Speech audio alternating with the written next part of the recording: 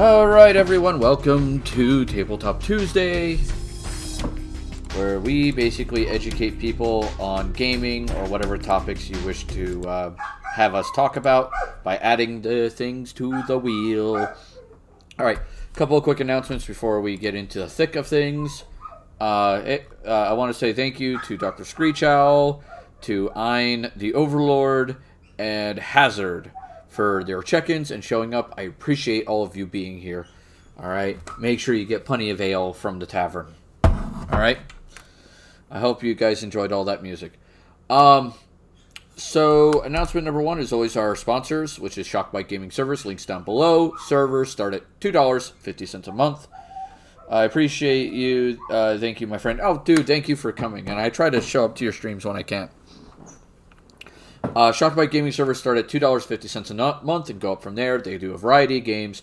Minecraft, Ark, Rust, Arma, God knows what. They have a bunch of games on their site, so check it out. Links down below. And they're fairly stable servers. I've seen them up about 95 to 98% of the time. And especially if you set up a restart time every day for like 20 minutes. It's good. Now, sponsor number two is W Energy Drinks. They are fun little powder drinks that you can easily stir into your water, like this.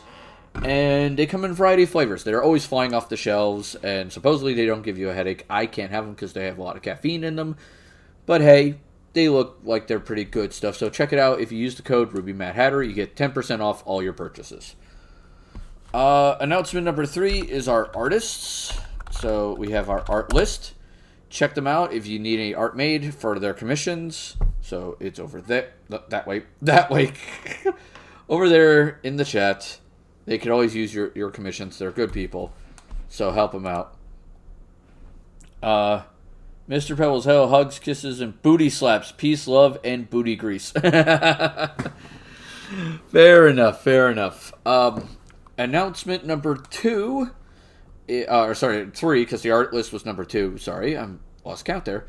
Announcement number three is we're resuming Wildcard Wednesday on March 8th.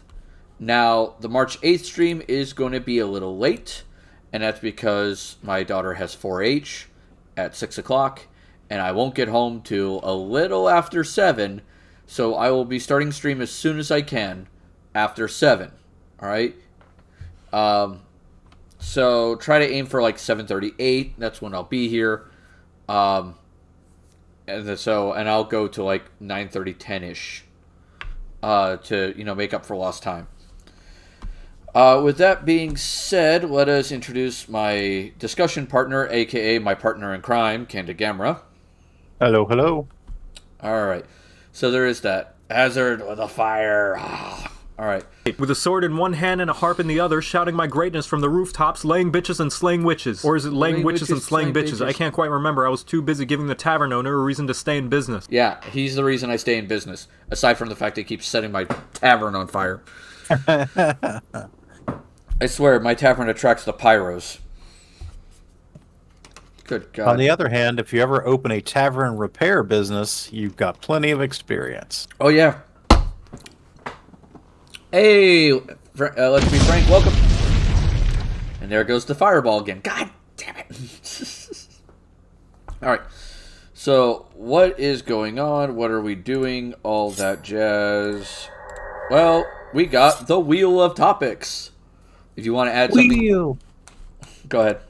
I was going to say, Wheel of Topics! Yay! For 100 critical roles, you can add another topic to the wheel. It's got to be something gaming or nerdy or something. I would say even current events could be fine as long as it's not like heavy political. That's kind of our like cutoff line. Is we try not to get too much into politics. FBI, open up! Yep, that's probably smart. Oh, Hazard just called the FBI on us. All right, so you ready for our first topic, good sir? I am, yes. Let me see if I can find my topic thing, because I just realized I didn't have it. Topic. I need to copy that. Copy. I need to go back up to here. And Paste. Reference. There you go. Alright. Let's see what our topic is today. Or at least, first topic, anyway. The Wheel of Topics! We should add a bankrupt square. Bankrupt, you fail! Oh my god. Excellent. Star Trek. Star we talked Trek. a little bit. Yeah, Star Trek gaming, tabletop, and video games. Okay. Oh man, I'm gonna have to turn that down. Because, it's a little loud. Let me fix that. Volume mixer. If you, the game that's being played in the background, everybody, by the way, is XCOM Enemy Unknown. This is the mod Long War, which means the whole fight in the game lasts much longer. You can also retake countries if they're taken by aliens, all that jazz. Alright, that's much better. I can actually hear things. Alright. Oh, there's another one. I forgot I had an extra one. I guess we'll take a rookie. Alright. So, Star Trek games. Alright, tabletop and video games. Oh boy. Yes. What would I say is the upside and the downside of this? How do I think? Well, I would say the thing to be aware of in Star Trek games from a tabletop perspective is just that most Star Trek media, you've got like a captain and the crew, and if you're trying to emulate that in a TTRPG, you're gonna want to be careful about it because Listen up. putting one player in charge of the others is fraught with peril. Yeah, that's putting it mildly. And just having an NPC be the captain also has its downsides, because then you're into, I'm basically just telling what the party what to do. So, yeah, you have to be kind of careful with that when you're doing Star Trek TTRPGs. That is, I would say, my number one caution. It's something that you don't think about. Now, you can run some kind of like independent, maybe you're a group of mercenaries or scoundrels or whatever. That can work in a Star Trek context. But yeah, that's concern number one for me in a Star Trek game is like, how are we doing the command structure? Is it a player led? Is it NPC led? And what if somebody's pissed off and doesn't want to follow orders? So, Mr. Pebble says, watch out for the Klingons around Uranus. Yeah. Faye goes, I will help repair the tavern with what you pay me. Do I pay you? I don't remember paying anybody.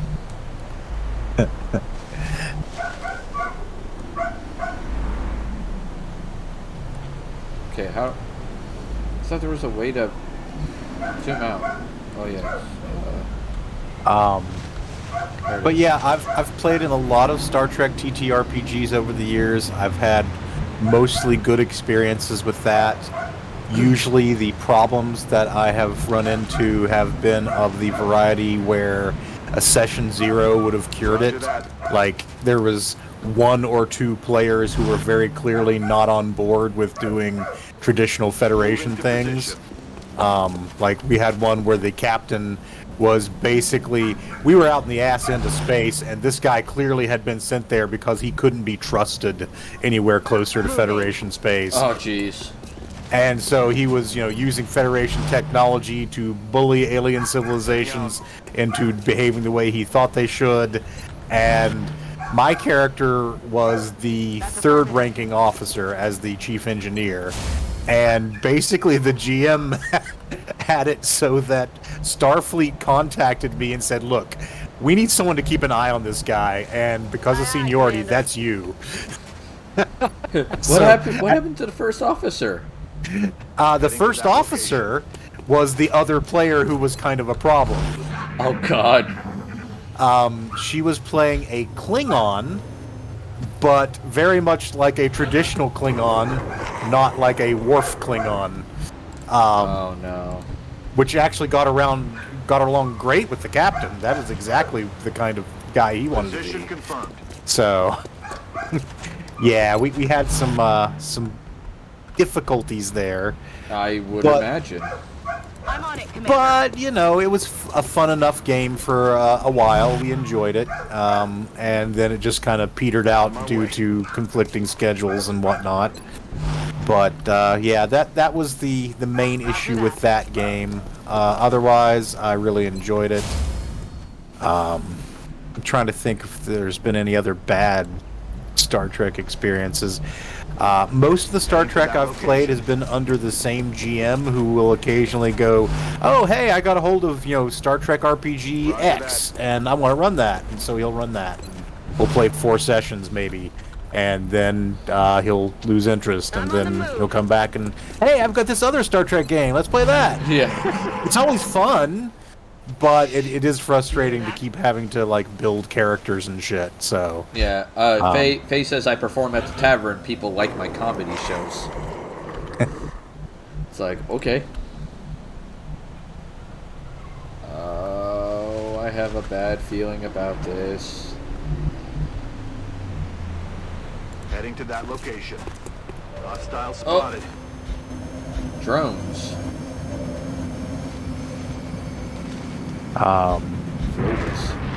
But yeah, I've played all the Star Trek RPGs that have ever existed at one point or another, and lots of good options out there. And that's good. Good options are good. Okay. I haven't played any tabletop Star Trek myself. Mm-hmm. Most of my Star Trek gaming has been video games. Yes. I will say that. Moving. And Lots of good options there too. oh yeah. Oh, have an awesome stream, my guy. I'll see you in the future. Hey, no problem, man. You take care. I would say it depends on the type of Star Trek game you're looking for. Because some Star Trek games are really, really well done. Mm-hmm. And then others are like, why? Why did we do this way? Or yeah, why did you design this game this way? This is dumb. But that's just me. It's kind of weird. Position. Sure. I would say, what is the one Star Trek game that like stands out to you as the most Star Trek? I would say the 25th anniversary game and its sequel, Judgment Rights, wasn't it? Yeah, I think it was Judgment Rights. I think it was Judgment Rights, yeah. Those really kind of hit the nail on the head for me. I enjoyed Birth of the Federation quite a bit. I enjoyed Star Trek Online quite a bit, to be honest, except the away missions. Yeah, the away missions were horrifying. Just frustrating to play for me. It's just like, oh, this... I hope I can get this done soon so I can go back to the fun space stuff. Yeah, because I will say the space combat in Star Trek Online is amazing. Yep, It they is- nailed it. They nailed it. It was beautiful. It was amazing. And their ground combat is a horrifying slog of bullshit. Yeah, it's just not fun. I feel like it would have been better, honestly, and this is saying something for like an MMO, if they treated it more like a first-person shooter. Could be. I feel like that would have had better results. And the reason why I say that is you could take cover, you can utilize your terrain better, stuff like that. Sure.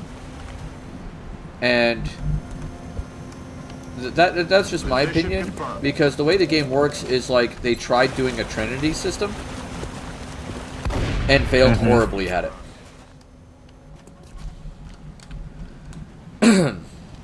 But that's What do you just- mean by Trinity? On the move. Oh, okay. Oh, I forgot. You don't know that term.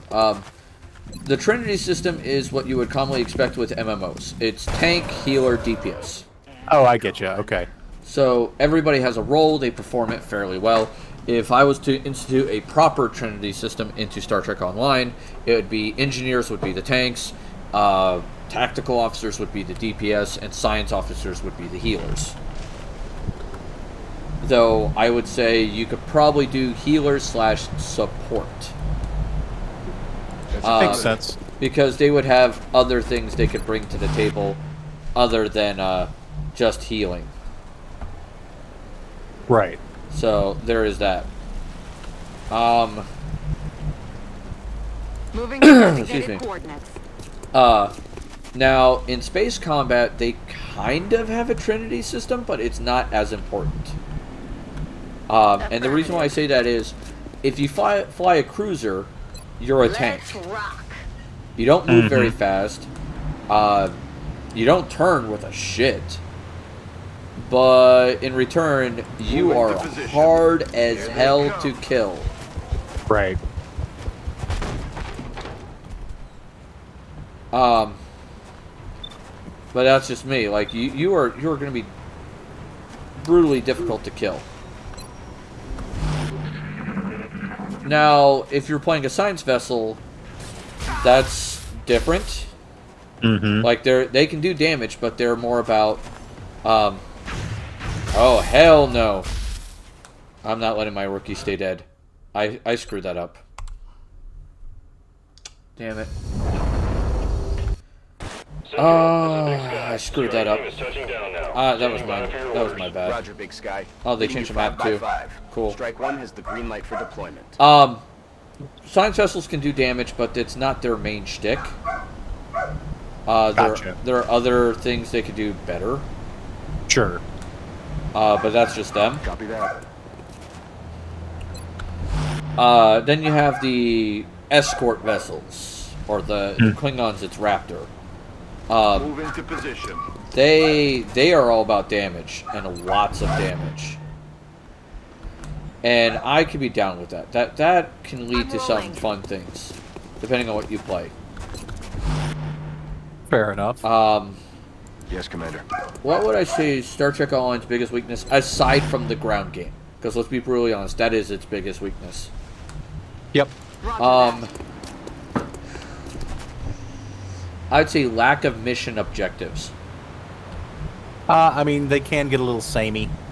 A lot of them are very samey. Like, I've played the game for a multitude of years, and every now and then I'll pick it back up and check out what's going on. And for the most part, most of the objectives are either go to this location, kill X number of enemies, or go to this location, scan X number of objects, essentially, or scan the right object.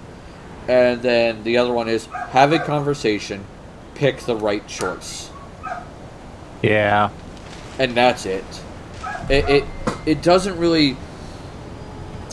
There's not really that many missions where you go out and you explore something. You say, hey, we're on this weird planet. Let's go see what's on it. Rolling. Right. It doesn't have that anymore.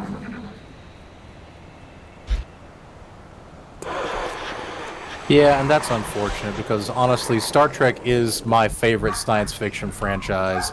I really love the exploration aspects, the science aspects, and to see that, get short shrift in the game is kind of sad. Yeah, it sucks. It's annoying. I really wish that wasn't the case. How would I put it? Now, there are some games that do things a little weird. And don't get me wrong, it's not terrible, but it's just the bizarro stuff. Okay. Like, when I say weird, I say they take an interesting take on the Star Trek formula. Alright? One being Star Trek Armada. They turned Star Trek into a real-time strategy game. Aye, aye, Commander. Yes. Which is a little strange. It is a little outside the normal expectation of what I would envision a Star Trek game to be like, yeah. Yeah. Now, don't get me wrong, it's not bad. Right. I wouldn't call the game bad at all. I would just say it's... Okay, what's that? Oh, It's just not what you expect from Star Trek. yeah. Star Trek rarely focuses on the war aspect of their games, Right. and that is a little weird. That's affirmative. That's what we're looking for. Oh, found some thin men. Oh boy. Oh, found some drones too. Let's kill a drone. Now, I was going to say, with that being said, I will say, Star Trek Armada is a fun game, and I would definitely recommend people to play it if they're Trekkies. Moving out. And the reason behind that is, it has a moderately decent story. It's, it can have some fun strategy elements to it, which you wouldn't expect. And This. it has more than the stereotypical Star Trek formula. Always a plus. Which is like, okay, so you have some new, unique things. This could be cool as hell. It also expands upon the story.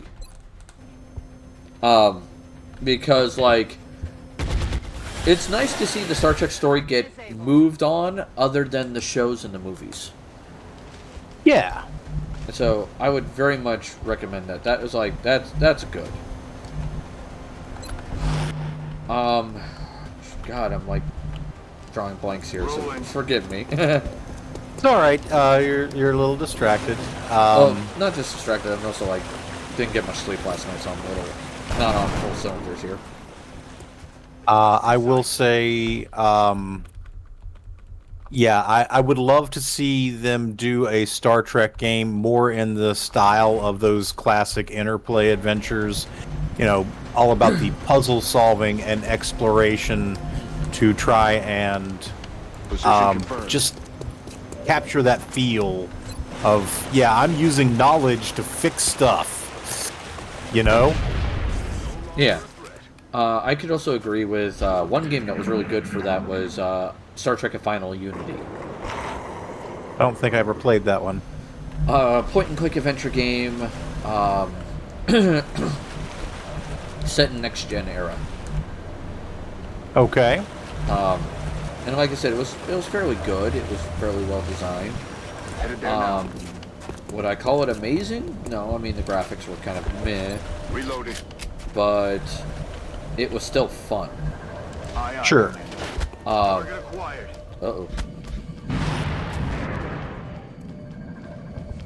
They're trying to flank us. I need to move you. Okay. Shot you. Okay. The other problem I see with Star Trek stuff is they don't. Excuse me, while I clear my throat. Goddamn. They don't necessarily do a great job at applying the tools and the weapons of Star Trek. Okay. Like, it's really hard to show everything a phaser can do without it being insanely overpowered. So yeah, that does get to kind of a related point that I was going to get to. Star Trek technology is kind of busted the way it is depicted in the shows and movies. Yeah. And, you know, transporters and all the things they do with transporters, just holy crap, man. Yeah, it's... You literally will have a solution to almost anything with Star Trek tech. Yes. And that can be a problem. So it can be difficult to challenge a Star Trek gaming group without nerfing the technology, and then it doesn't feel much like Star Trek anymore. Yeah. I will say, yeah. in the games that I played, we did have some issues along those lines sometimes, particularly with like the transporters and easy access to antimatter. Oh, yeah. We literally used a shuttlecraft full of antimatter as a projectile. Oh god, that's horrifying. Yes, it was. Yeah. It blowed up real good. I bet. That reminds me of, what was it? There was an episode in Star Trek Online, which was, it had the Doomsday weapon back. Uh-huh. And, the Doomsday, and a Klingon guy had to help you fight it. And he was in a shuttle, and he piloted it into the mouth of the Doomsday device. Yep. While singing the Klingon war chant. Yep. Which was possibly the most Klingon thing I've ever seen in my life. Sure, absolutely. Back online. It was just like, oh, hi there. Heading to that location. That is insane. But yeah, you know, By the numbers. if you can get a group of players that buy into the Star Trek premise of, yeah, we're trying to solve this shit, you know, peacefully, we're trying to solve it cleverly, we're trying to do it in a way where we can learn things, And we're not trying to start a war. Right. If you can get people to buy into the premise, then the technology isn't as much of a problem because you're not looking for a way to blow up something big with a antimatter shuttlecraft.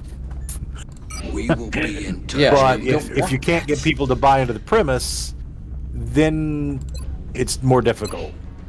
Yeah, it's just like, guys? It's like, god damn it. Oh, excuse me. The new engineers arrived this morning, Commander. Yes. We're always glad to have more help down here. Can't build that? I need more engineers. Okay. Workshop. I guess I could build the foundry. That's useful. Alright. So there is that. God damn it. There's the fireball again from Wizen. Another Star Trek game though that was like off its weirdness factor, I'd say, was Star Trek Elite Force. Okay. It's a first-person shooter in Star Trek. Yeah, I remember it existing. It's weird. It's almost like a story-ish Doom clone, like Quake clone or something. Which were very popular at the time. Yeah, I loved the Star Trek shooters. No, I wasn't saying they were bad, Wizen. I'm just saying that like it was different. It was not what Star Trek normally is. Yeah, it feels like an odd inclusion into a, you know, Star Trek. Yeah.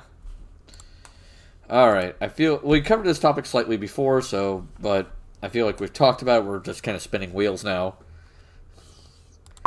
All right, let's hit it. Let's see what we got today. Next topic. VTubers. Ah, yes. Suggested by our mutual friend Maisie. Maisie, yep. Who does the VTubing thing. I do have some thoughts. All right, let's hear what your thoughts are. I do dig the whole VTuber vibe. It is something that I enjoy, like certain creators' content.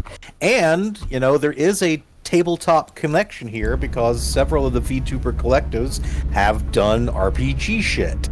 So yeah, there is a connection there. License says, so, yeah. you know, I almost became a VTuber. Well, I mean, I think it's a good way for people who have ideas and content that they want to share, but don't necessarily want to be, you know, face on camera. I noticed that, you know, it's a lot more women that do it, and I understand that because women are more likely to get harassed online. Oh, yeah. But, you know, anybody who's, like, not comfortable being on camera for whatever reason can do the VTuber thing and, you know, spare themselves that little bit of shyness or whatever. So I think the technology is really cool. I've watched a lot of the HoloLive stuff, mostly in clips. I've seen some of the VShojo people. Again, I mostly do clips because I don't have time for big, long-ass streams. Oh, that's but fair. occasionally, like, if one of the VTubers is doing a game stream of a game that I like, I might check it out. Like Gura did Vampire Survivors, and you know, I'm big into Vampire Survivors, so I happened to watch that. And then Maury Calliope did Bloodstained, which is a favorite of mine. Okay. And that's so, cool. And I've seen VTubers like Nux Taku was one. Yeah. I've seen a couple of Zentreya clips. Trying to think what else. There's been quite a few of them I've seen. And just it's hard to remember all their names. Oh yeah. It's like goddammit. Sif Evelina I've seen. Licenses Lucy Pyre. I've seen a couple of her clips. Engaging both. Mm-hmm. And there are some VTubers that make like some really good stuff, and then there's others where I'm like, I look at it and go, why did you do this? What's going on? Like, yeah, it just hurts the brain. I get it. I do. Yeah, I generally think that it's a positive development. I like I said, I like the freedom that it gives people who might be shy or worried about harassment to get on and do the YouTube thing. And yeah, just very happy to see that make that possible. And some of the people who do it are like incredibly shy. Yes, absolutely. I've seen that on multiple occasions where it's like, oh, okay. Yeah. So, but there's also some people that mistreat the VTubers in horrible ways. Yeah, a lot of people, you know, might see them as not people, which is, you know, that they are still people. You still do not need to harass or verbally abuse or threaten them. Yeah, and that's always a problem. Bunch of savages. And what do you expect? We got basically people who are, you know, doing horrible, you know, things. And it's just like, the internet gives people anonymity, and it's never fun. Yes, anonymity is the double-edged sword, you know. It gives you the freedom to express yourself, but it also gives that fucking asshole the freedom to express his or herself. Yeah, and it's sometimes the most horrifying ways. Yes, so... but yeah, I think the technology, like, they use for, like, the rigging and stuff, that's really cool. I had flirted with the idea of doing, like, a VTube type thing, just because I think the idea of essentially being animated into a, like, living cartoon character interactively, that's really cool. Oh, yeah. So just from a technological perspective, I'm just like, holy shit, that's awesome. Oh, yeah, it's like, oh, that could be fun. And then it'd be like, then every now and then you're like, I'm not sure about it sometimes, but it makes you nervous sometimes. It's like, fuck. Sometimes technology does wonderful things, and sometimes it does horrible things. Yeah, it depends on what you're dealing with and the stupidity of it. Because nothing... I rarely fault the technology for doing something, because it's usually how people use it. Absolutely.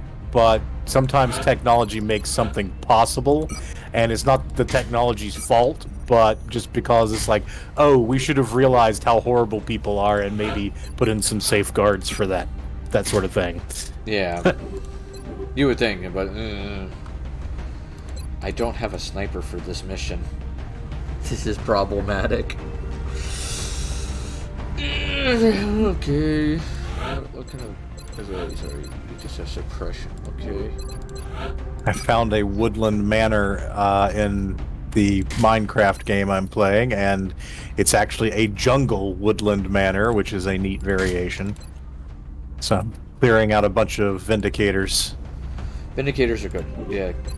Clearing them out is important. Armor. I think I'm gonna equip all these guys with tack armor, because I don't need speed on this mission. I need survivability. Tough as nails. Yeah. And twice as smart. Oh, that hurts. Oh, you have a med kit and an AP grenade. I want to fix that. Ceramic plating and an AP grenade. I'll go with the med kit on that one. You got it. Are you tech vest or are you no, you're tech armor. You're tech vest. But yeah, I was going to say I mostly watch the HoloLive crew and the V Shoujo folks sometimes. Trying to think if there are any independents that I watch, and Momo Mischief. Just I like the visual design for Momo Mischief. What was the one I'm actually friends with? What's his name? Advent something. Blade Advent. And of course, our friend Maisie Green, whose VTuber avatar is a squirrel girl. Yep, she is also squirrels. Everybody, there's so many like Going to be putting squirrel down in stuff. Mexico for this mission. I only actually know 2 squirrel Downed VTubers, and UFOs Maisie's in one a of them. remote area outside a small town. The other We can one is, secure I the think, crash site. HoloLive Should be able to prevent Indonesia. any civilian casualties. I know 3 then, because there's Maisie, HoloLive, and Sylph. Okay, I don't know Sylph. Yeah, but, Sylph Avelina is squirrel. So there is that. Now, do I dislike large VTubing groups? No, I feel like that gives them support that they need. Strike one is free Which to is engage good, hostile targets at the but crash site. I have seen some VTubing companies On my get, way. I would say manipulative is the word I would use. okay. And what I mean by that is, like, they want people to work for them, which is understandable, but some of the tactics they use are not necessarily stellar. Sure. So there is that. Like, there were times where V Sojo has, I don't want to say weaponized Twitter, but they've certainly done some horrible things with it. Honestly, I'm surprised you were talking about V Shoujo. I figured you were going to mention HoloLive and Cover Corp, because V Shoujo tends to be more of the, yeah, you guys just do whatever the fuck you want, we're cool with it. Yeah. Like, the less other two you restrictions. mentioned were on my radar. I talked about V Sojo first because it's, how do I put it, the most prominent but the least bad of the 3 that I'm aware of. Okay, well, no, Cover Corp is HoloLive. Oh, okay. I thought they were 2 separate groups. My bad. No. But yeah, Cover Corp. I've seen Bye-bye. some stories on some of the crap they've pulled, but Moving to nothing position. like I would call heinous. Right. Just like, hey, maybe that should be chilled out. But that's just me. Then of course there's some like VTube stuff that's just straight up like I feel bad for the VTuber, like that young lady who got harassed for basically playing Hogwarts Legacy. Yeah. They're starting to lose ground. That was no bueno. If you're seriously considering VTubing, anybody in the audience, find a good artist by talking to VTubers and getting an artist from them. The reason why is because there's a bunch of people on Fiverr and stuff that claim they do VTubing stuff, I'm on the move. Mhm. but in reality they're a scam. They will straight up steal your money, run off with it, and you get nothing.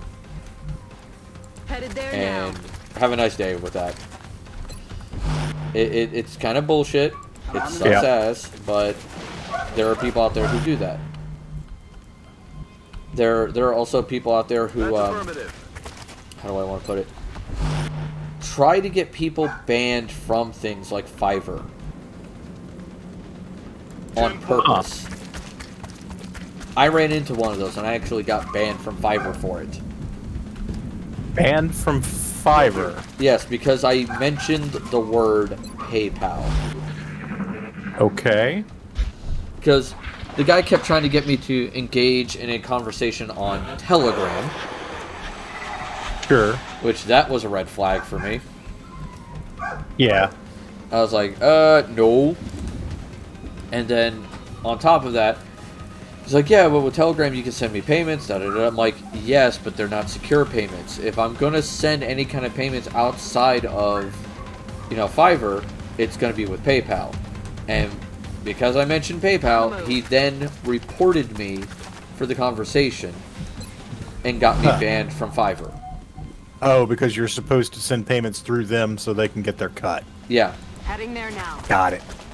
But he purposely steered the conversation in such a way that, that had to be my response. Yeah, he reported me. Wow, what a dick. Yeah, I was like, that is just absolute bullshit. I was less than pleased when it happened. I can imagine. And it's a permanent ban, too. I guess you could always come up with a different email address. Yeah, I mean, I have another Fiverr account. It had my actual name on it. And I was like, fuck, I didn't want to use that one if I didn't have to. Time to motor. But it is what it is. I don't got a choice in the matter. Yeah. It's like, gods. Heading to that location. It does suck. Another thing with VTubing is, I'd recommend it for anybody who's considering, streaming, but like I said, doesn't want to show their face, things of that nature. Right. That's helpful. Or you have a camera situation like I do, where I have young children, and they can jump on camera. So, there is that. With that being said, that topic wasn't a very long one, sadly. No. I mean, I think that we're not experts in the VTuber sphere, so we don't have as much to say about this sort of thing. But yeah, it's the way it is. Sadly, let's see what the next topic is. Reasons to fireball the tavern. Fucking goddamn it. Oh god, here we go. Fireballs begin. Done. Alright. As the tavern owner, my suggestion is reasons to fireball the tavern are none. There's a cooldown. Aw. Damn. No. I think the reason to fireball the tavern is because it's funny. I'm sure. I just think it's freaking hilarious, and am all about that shit. And it shows off, the work that you've put in selecting graphics for your channel. Thank you, Squidgy. You wouldn't want your work to go to waste. Okay, while that's true, it's sometimes nice to not have to rebuild my entire tavern every stream.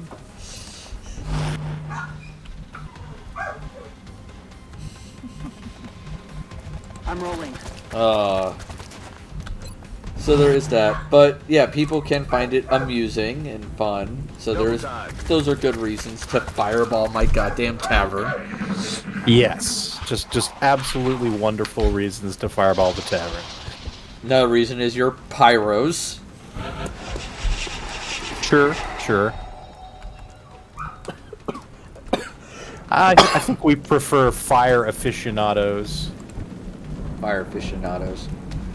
Oh no, I have to dash. You should change the command to exclamate fire and RNG between fireball and firebolt, lighting candles and making everything pretty. I don't know if I can make a command that does all of that. Location confirmed. That might be a bit much for me. Double time.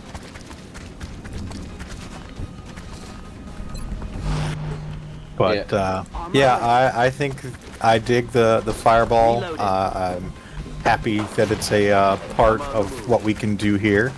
Yeah, it's amusing that people seem to like it. So it is what it is. I'm on it, Commander. Oh, Anne's eating her. Say anything, and I will stab you. She's eating her lava cakes. Okay. She's been having There's License Fireball again. God damn it.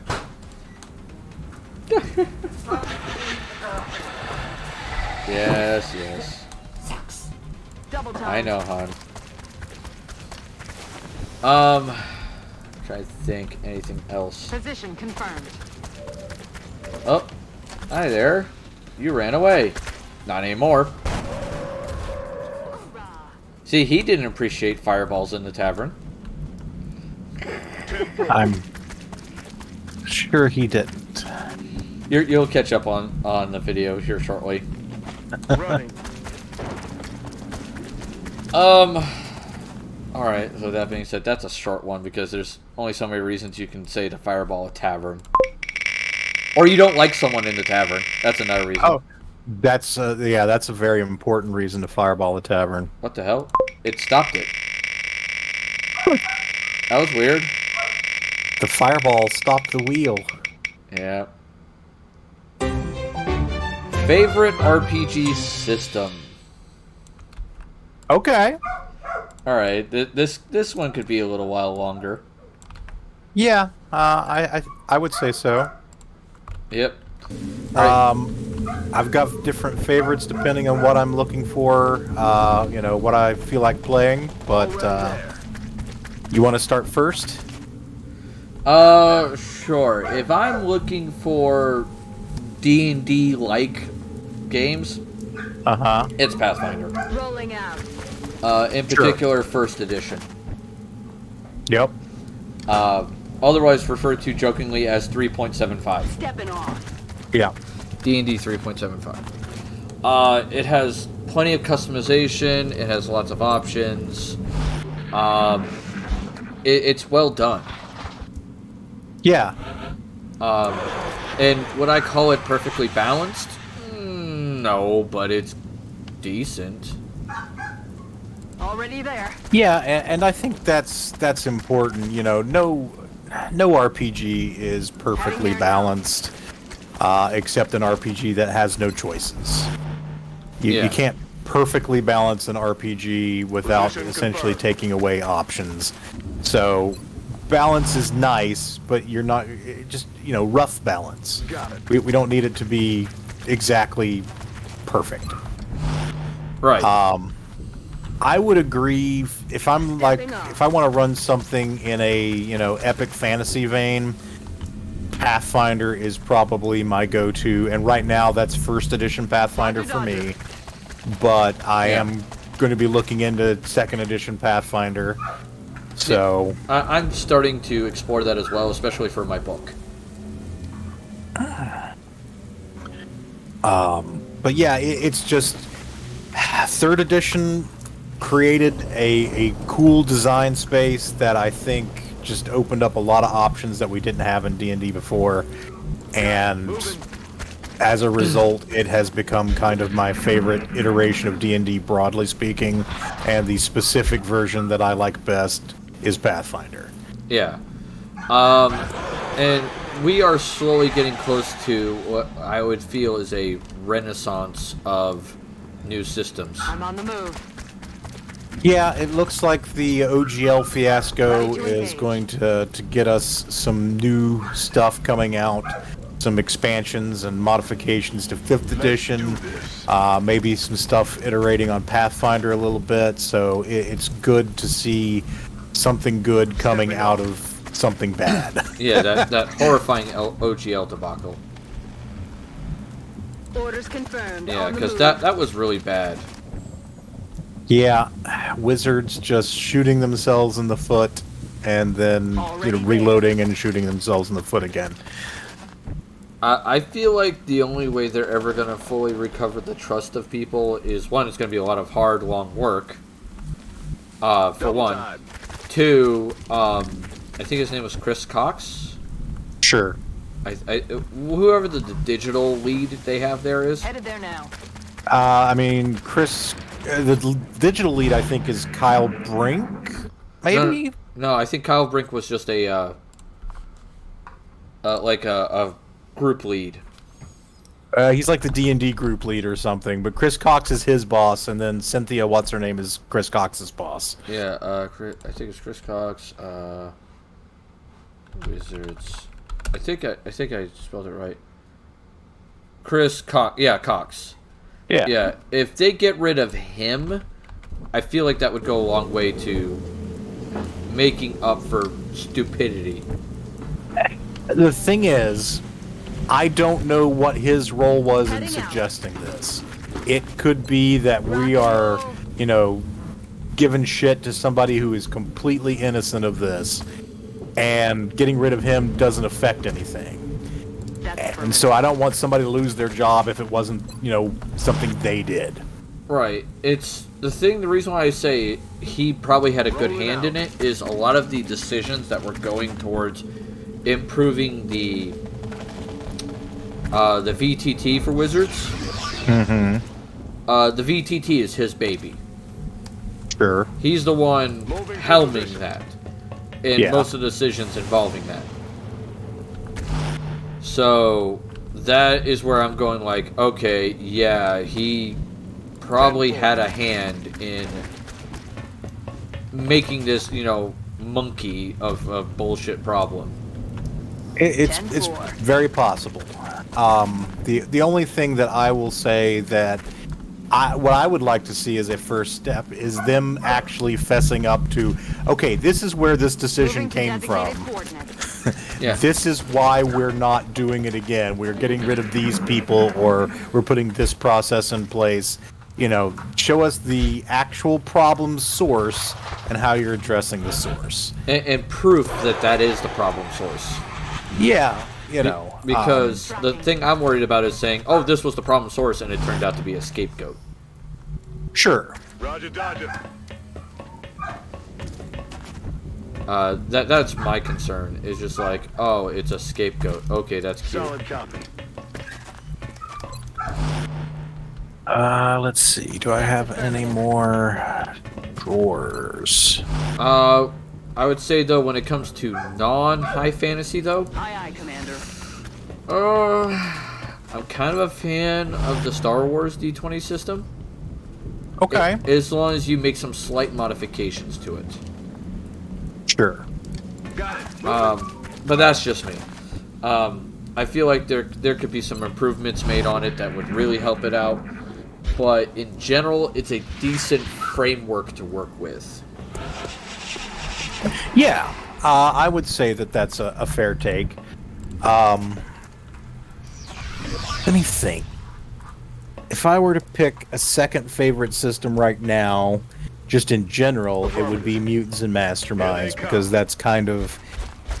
It's a do-everything system without being too complicated to run. And I really like having that flexibility. Plus, I'm generally a fan of superhero-style role-playing. Right. I'm on it, Commander. Beyond that... I'm on it, Commander. I really, really want to say Call of Cthulhu. There are a couple of little quirks with it that, keep it out of my top two spots, but it's what I'm really passionate about right now. So that is a big factor. It's like, I am running this game right now. It is on my mind. I'm thinking about it. So that's one more. On the move. If I had to just pick another one, though, that's where it starts to get interesting. I really want to try, and I've only read it, so this is like a favorite, like, that I haven't run. I really want to try Worlds Without Number, or Stars Without Number, or any of the Without Number iterations of systems. Okay. And I don't know if you're familiar with them. No, those don't ring any bells to me. Okay, so I forget which one was first, if it was Stars Without Number or Worlds Without Number. But basically, it is a stripped-down OSR-style game, like, a lot of the old-school revivals, but it's not one that actually used the OGL. Okay. And so, like, the one I'm most familiar with, the variation I'm most familiar with is Stars Without Number, and that is a sci-fi game. and it's basically like old school D&D. And when I say old school, I mean there are 3 classes. Oof. And it's old school D&D, but with the skill system of a more complex game like Traveler. So you're not like stuck in the old days of D&D where you had like non-weapon proficiencies and that bullshit. And so you've got like your expert class for your skill-based guys, you've got your soldier class for your weapon-based guys, and then I believe the other is like your psychic/adept style. And you can mix and match levels. There are some optional expanded classes, you know, that you can add in there if you want to use. But the core rules is like, these are the 3 types, and it harkens back to the original D&D when it's like you had fighting men, you had wizards, and you had thieves. And they hadn't even introduced clerics yet. Right. So that one's kind of fascinating to me just because of... I think it's a really neat, powerful little system, and yeah, I really want to give it a try for some science fiction gaming, and hopefully I'll get a chance to. Yeah, that would be nice. It'd be nice to hear your thoughts on it when you get a chance to give it a try. Yeah. But, yeah, those would probably be my 4, you know, Pathfinder, Mutants and Masterminds, Call of Cthulhu, and Stars Without Number. Could all be awesome. Oh, let me think. If I had a modern one, it'd probably be just base WAD. Okay, okay. Like the new WAD. Yeah, I gotcha. Respectable pick. It's a fairly flexible system. You can do a lot with it. And let me think what else. And it has a lot of modern creatures you can throw in as well. Mm-hmm. Like vampires, werewolves, mages, whatever. So, I mean, those are all really good options there for that. But if I had to say there was any one system that hit favorite, it would probably be Pathfinder first. Probably WAD second, Star Wars D20 third. Okay. Just for the flexibility of WAD, really, is why I'd say it's second. Solid copy. Sure. Enemies in sight. That makes sense to me. Oh boy, that's not good. Okay, that worked out. A guy suddenly, 2 guys spawned right next to me, and I was like, oh shit. Whoops. Just the yellow guy. I don't see the yellow guy. It says there's a yellow alien, but I can't see them.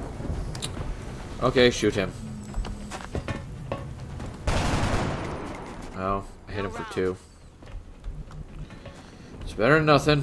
Position confirmed.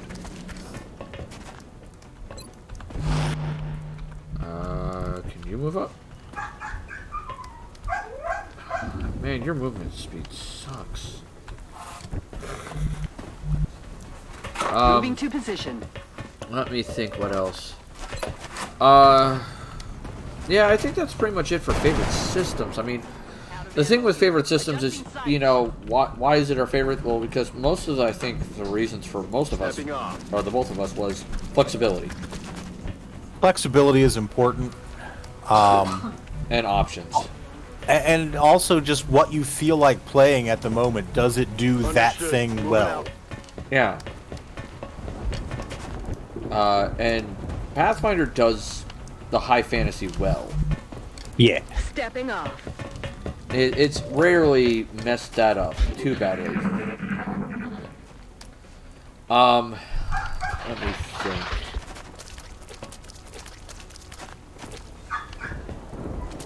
Uh-oh. Shooting at my... Nope, he's spitting at... Keeps spitting acid at my people. Jerk. Fire! Okay, he missed, thank God. Oh, he regenerates health. That's cute. Alright. So let's spin. Spin the wheel. All right, what do we got? Manipulating wishes. Oh boy. Calling all rules lawyers. So, is this manipulating wishes from the GM's perspective or from the player's perspective? I'd say both. In this case, Both? we could discuss both. Okay. Rock and roll. Do you want to kick things off? Yeah. Okay. So, if you're manipulating wishes as the GM, oh boy, are we gonna have a little bit of fun here? So, how do I want to put this? If you're the GM manipulating the wish, you gotta basically look at the exact wording of the wish, and making sure that it is basically something you can work with within the rules of what the person was trying to do. Because you always have to be within the same wheelhouse. So, I will back up just a layer here and say, if your players are wishing for something that they need for the plot, and they're not, trying to get greedy with it, I'm usually inclined to just kind of let it slide and not worry about trying to screw them over too bad on the wish. That's okay in my book. But, if they are getting greedy, you want to have that in your back pocket, like, well, I have thought about how you guys have worded this, and here's how it's going to fuck you over. Yeah. I will say, just as a side note, that I cannot remember the last time players in one of my fantasy games actually used an available wish. I think they are terrified of what I will do to them. And I think that is only partly justified. So I don't know what specifically triggered this fear, but I have not had players actually use a wish in a long time. So that's just not something that's come up in a while. Yeah. I don't have players that do that either. Even though in several games I have a wish granting entity. Oh, yes. We aren't fucking stupid enough to make deals with it. Fuck that, no. You don't make a deal with Red Jack. Fuck that. No. I think someone's traumatized. She is. We're green to go. Oh my god. There now. Yeah, I feel like she's probably gone through some horrible things involving this character. Making deals with genies and that. Making a deal with Red Jack is worse, because with genies you might be able to word your way out of getting screwed. Red Jack, no. Whatever deal you make with him, he's going to fuck you with. And it's going to suck. And you have agreed to it. So no. Fuck Red Jack and all of his iterations. As you said, she's been traumatized. Ready to rock. What did you do to her? He just asked, he goes, what did you do to her? You make me play Blue Jill, which has to clean up Red Jack's fuckery.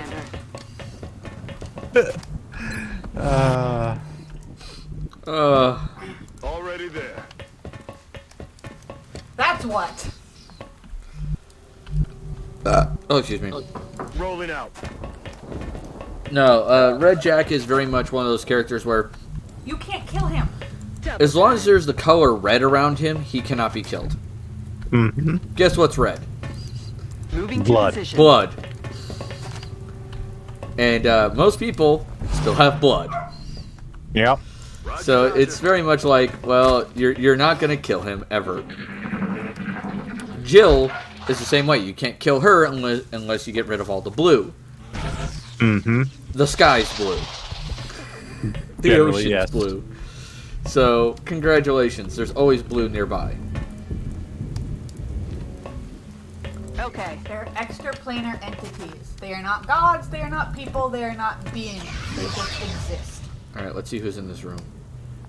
Nope. Is there nobody in this room? What the hell is going on here? I'm on it, Commander. Fuck? But yeah, I mean, wishes are fun. Sometimes it can be necessary to use one to deal with a rare situation. I never have any qualms about making them available to my player characters because, like I said, they tend to go, we don't want to use that. Yeah.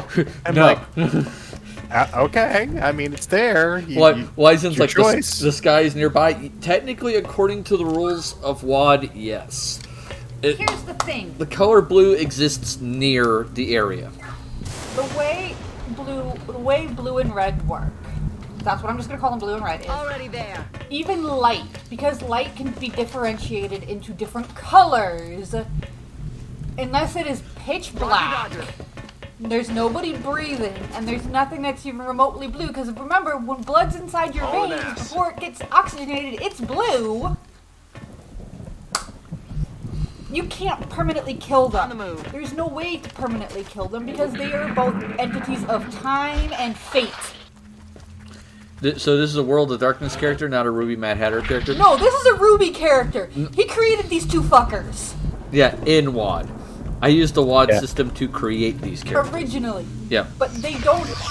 None of the permanent rules apply to them. They are literally...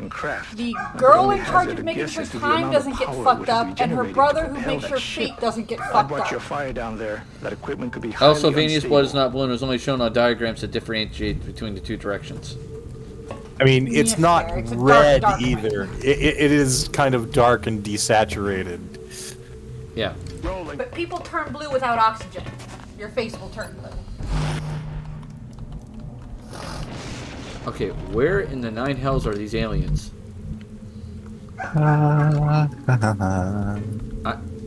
I've examined the whole ship. Where are they? Maybe they went out to get coffee. Maybe, I don't know, man. This is craziness.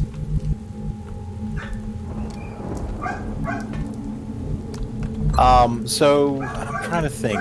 When was the last time I had player characters actually use wishes? I mean, it would have been before my Pathfinder campaign because I think we might have had somebody use limited wish for the purpose of like replicating a spell, but that's about it. Yeah.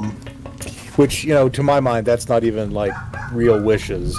I think they did get their hands on a luck blade at one point, but they did not elect to use the wishes therein because of the reasons I mentioned. Yeah, they're all afraid of you.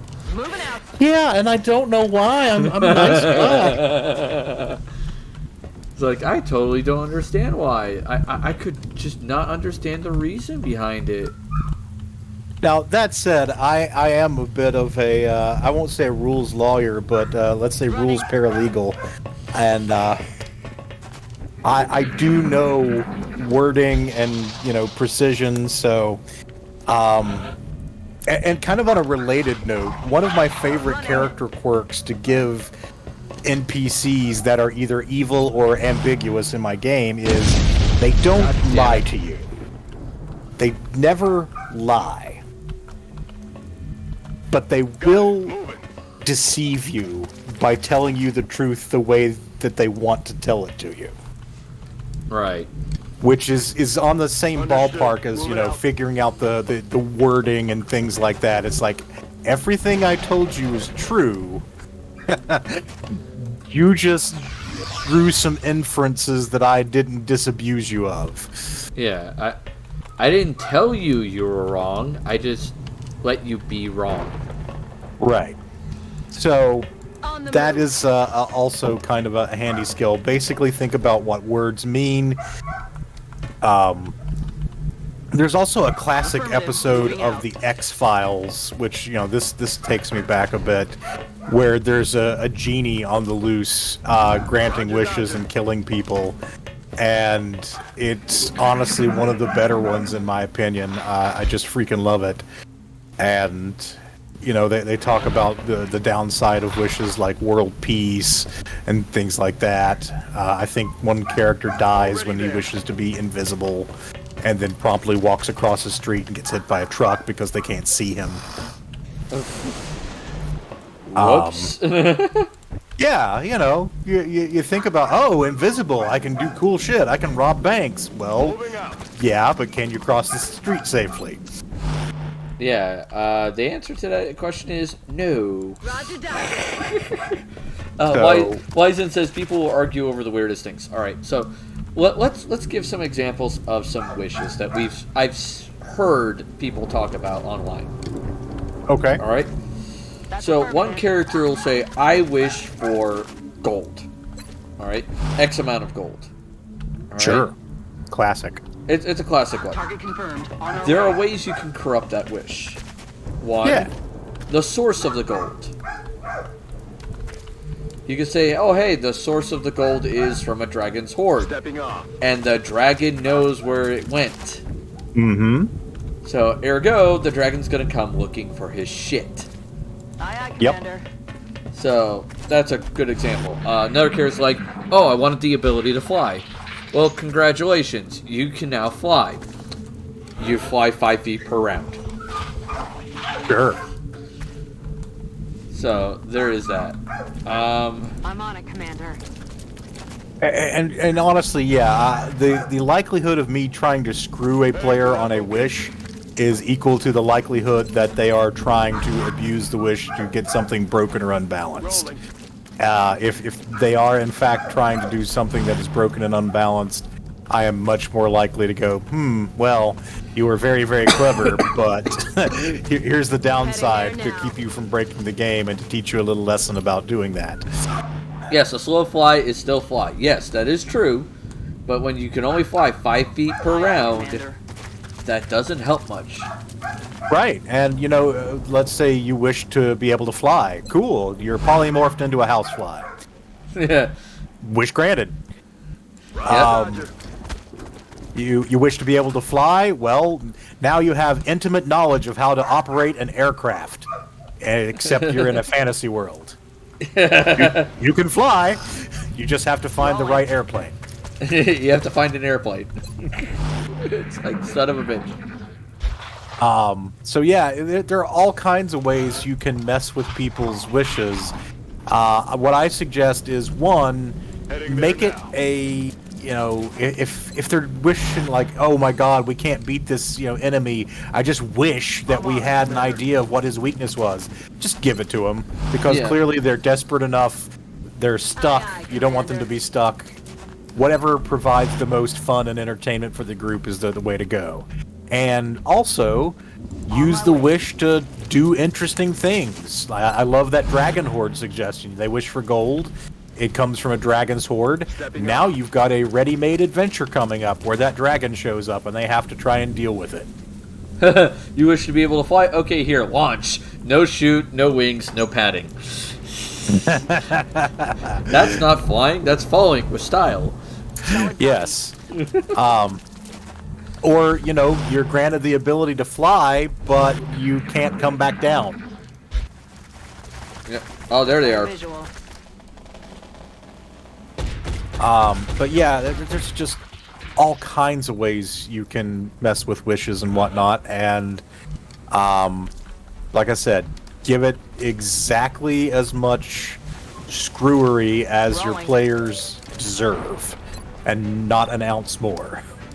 Another thing to consider is if you don't have a good idea of what to do, post it online. Ask the internet. Yes. Because there are so many groups out there that would be more than happy to corrupt your wish for you. Especially if they think it's your wish. Yes, that's a good point. Good to go. Don't say it's one of your friends' wishes. Say it's your wish. And say, yes. And dare someone to corrupt it for you.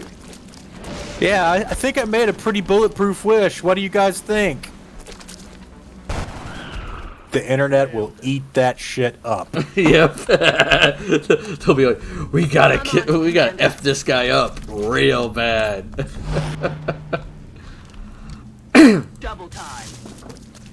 Oh my god. I have lost track of how many Facebook groups literally had someone go, oh yeah, I have a wish, here it is. And then everybody goes, I dare someone to corrupt it. And it's like, here's 30 20 responses. minutes later. Like 20 minutes later, here's 30 corruptions. Go. Yeah. Location confirmed. It's like, Jesus All the way Christ. from miles to heinous. You just say, hey, I think I found a way Heading to there break now. my GM's game. Here's my wish. Yeah. And people will be all up in your ass. They'll be so far up your ass that they'll be looking out your nostrils. It's like, Jesus Christ. It's like, what the fuck is this shit? And some of them will come up with ideas that even you go, damn, man, that's a little much. Yeah, that's pretty cruel, man. Fuck, I was going for, slightly roasted, not, completely briquette. It's like, god damn.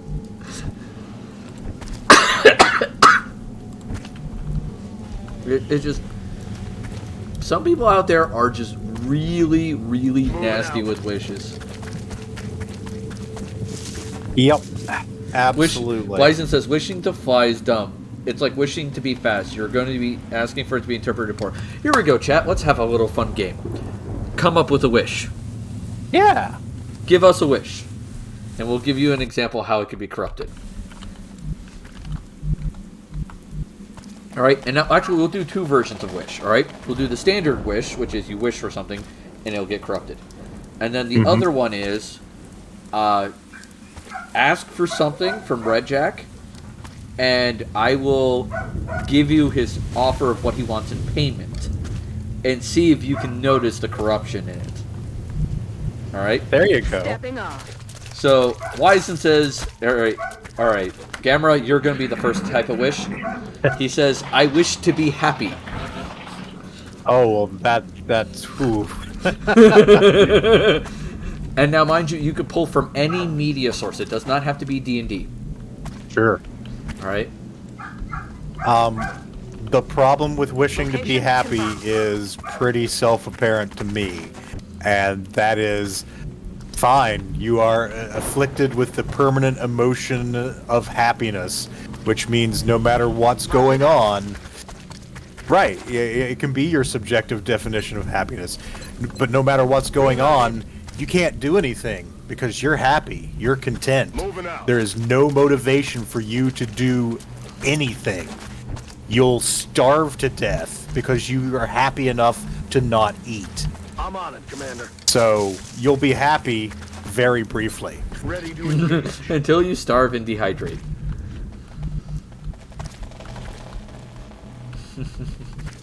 Already there. Alright. And Wyzen's like, cool. I get what I want. He's like, fuck it, I'll starve. It sounds good. Double time. Dark. Alright, so let's hear another wish. Let's see, we got Wyzen. Anybody else? Wyzen could do another one. And this is a deal you're making with Red Jack. Alright, what do you want from Red Jack? Now, mind you, Red Jack has two options. If you burn a Jack of Hearts, you get an immaterial wish. Hey, Angel Woman. If you burn a Jack of Diamonds, you get a material wish. So, either Wyzen or Angel Woman, give me a wish, or something you wish to make a bargain with. Like, you want to get something from Red Jack, and he can manipulate reality to make it happen. And I will give you its cost. Alright, let's see what we get. That's affirmative. Where in the nine hells are these aliens? Like, I am running across the entire battlefield here, like, at full kilter, and the little buggers aren't showing up. Damned inconsiderate of them. Solid I know. copy, Commander. They're around here somewhere. Alright, there is the border. Already there. A certain swath of land to produce the best in crops for the next 100 years. So he's asking for a blessing of harvestability to feed community. So I said produce the best in crops for the next 100 years. Okay, I got it. If to give you, let me think how I want to word this cost.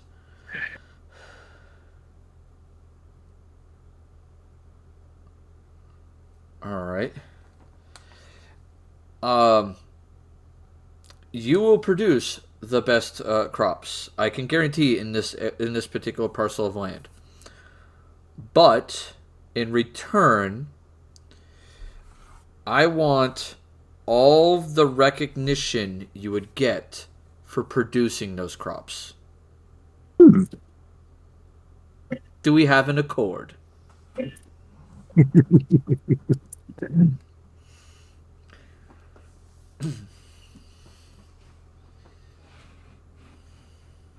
That's an interesting bargain. Let's see if Wiseman agrees to the deal.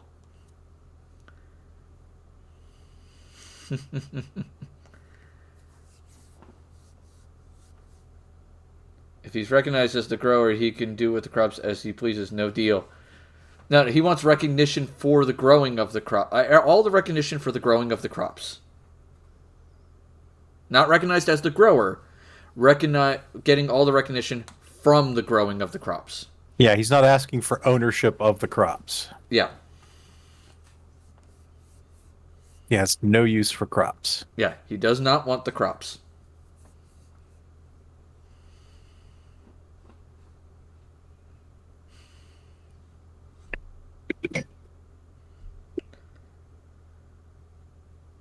Like just the emotional satisfaction of everyone knowing you're responsible. That was not the words I used. Remember, wording is important. It is. He wants all the recognition for the growing of the crops.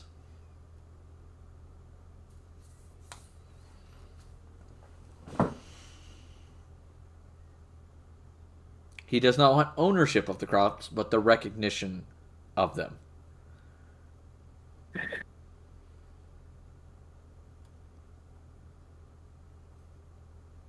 I don't get it. Sure, why not? All right. So part of the recognition of growing of the crops is the sale of the crops. Once you sell the crops, he then can bring you legally to court saying, I am recognized for growing these crops. You are not. Ergo, I get the resources from it. Sure. Now, if you were intending to give them away, that might be... If you... I'm a commie, I give them away. Then all the recognition for giving food to the poor go to him instead of you. Right. And if you're a selfless sort, that might not matter so much. So that might be a fine bargain to make. Yeah, fine. Eating dinner so fine here. People get fed. Okay, that's cool. See, not all of Red Jack's deals will completely screw you, but it's the wording of it that's important. I mean, correct me if I'm wrong, did we not make a deal with Red Jack in your combined WAD game? Yes, you did. Yeah, and it turned out fine. Yep. Because he had a vested interest in you guys succeeding. Yes. Angel Woman, eating dinner, so still here. That's fine. Either way, Angel Woman, if you ever want to come up with a wish to be corrupted or something you want that you're willing to make a deal for with an extraplanar entity, go ahead and type it whenever you get time. Yeah. All right? But it'll be fun. How about you, hun? What would you want to wish for? I'm not dumb enough to do that. I swear, this is a legitimate trauma response. I know. It's like, what the fuck? I didn't do that badly. Jesus Christ. You forget, you have me play who? Who's his counter? And how many times have I had to come up with ways to fix his fuckeries? This is true. It's not so much what you've done to me, it's the shit I've had to clean up for him. Then there's also Morgue Dweller and having to fill out all the paperwork for the shit he's done.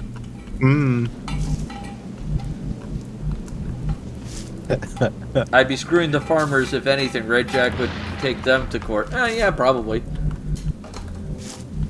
But no, like, I'll give you one example of someone who made a deal with Red Jack. Got it. They made a deal to... It was an NPC. He made a deal with Red Jack to get control of one of the PCs. Got it. Moving. And, like, have them be married to him, and all that jazz. And Red Jack said that if I agree to help you with this, you must give me your first child. Let's do this. That was the deal. And the guy agreed to it. He's like, fuck it, I'll just make one quick child and throw it away for this and get what I want. Alright? Affirmative. Moving out. We had a player decide, oh, so that's the agreement? He has to give him the child? What happens if he's not able to have children? I go, well, then the deal's negated and everything turns back to normal. He goes, excellent. And then proceeds to shoot the NPC's testicles off. It's like, well, he can't have children anymore. Whoops. Wizen has a good option there. Do you see Wizen's chat thing? Yeah. Running. He said first child. He never said first blood child. Very Sure. good. He's paying attention to the wording. The guy specified biological child in that, though. No, Red Jack didn't. He said first child. We also killed the guy. 10-4. Yeah, I become a candy vendor and I give him my first child customer. Dark, but Dark. Location confirmed. Are we literally just doing loops around the frickin' map? Yeah. Like, goddamn. As soon as I get the sound effect that tells me where these little buggers are. all right. I need to make an advanced machine frame, Oh, that's always fun. and yeah, that requires netherite scraps. It's what I like to call an SEP. You know, Douglas Adams. You're Douglas Adams. I don't know what that means. Somebody else's problem. Oh, someone else's problem. Okay. Oh man, Nice. this is. There is some serious gating going on in ATM 7. Wow, I keep running into this stuff occasionally and going like, I want to make this cool machine that would make things a lot easier. It requires like, all this other shit. Yeah, to make an advanced machine frame, because what I want to do is make Location an enchantment extractor so I Right. can pull enchantments off of items. It requires an advanced machine frame, which requires pink slime, which I've got. It requires 2 netherite scraps, which I've got, but it's like half my remaining supply. Right. A diamond gear, 2 gold, 2 plastic, and a simple machine frame. So yeah, it is just frustrating Understood. Moving out. the level of pain in my ass that this is. Yeah, but at the same time, you wouldn't want it too easy, though, too. No, but netherite scraps is just oof. I can't wait until we get a digital miner, and then we could just tell it to find Location it. confirmed. Yeah. Once there's a digital miner in play, netherite scraps are not a problem. Yeah. Let's do this. Okay. I am literally, I swear to the gods, running laps around this damn map, and the game is just like sitting there going, nope. Heading out. Oh, we found it. Cool. Damn, that was close. All right, I'm gonna need. Okay, you little shit. I know you're down there now. Wonder if you're the last one.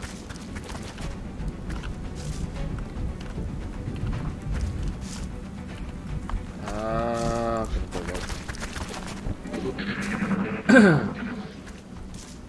let's see if we got any other wishes that I can think of that could be fun to mess with. Got any other examples Stepping of off. ones that you've previously messed with? I'm trying to think, because I don't get too many people who, you know, ask for wishes Running. either.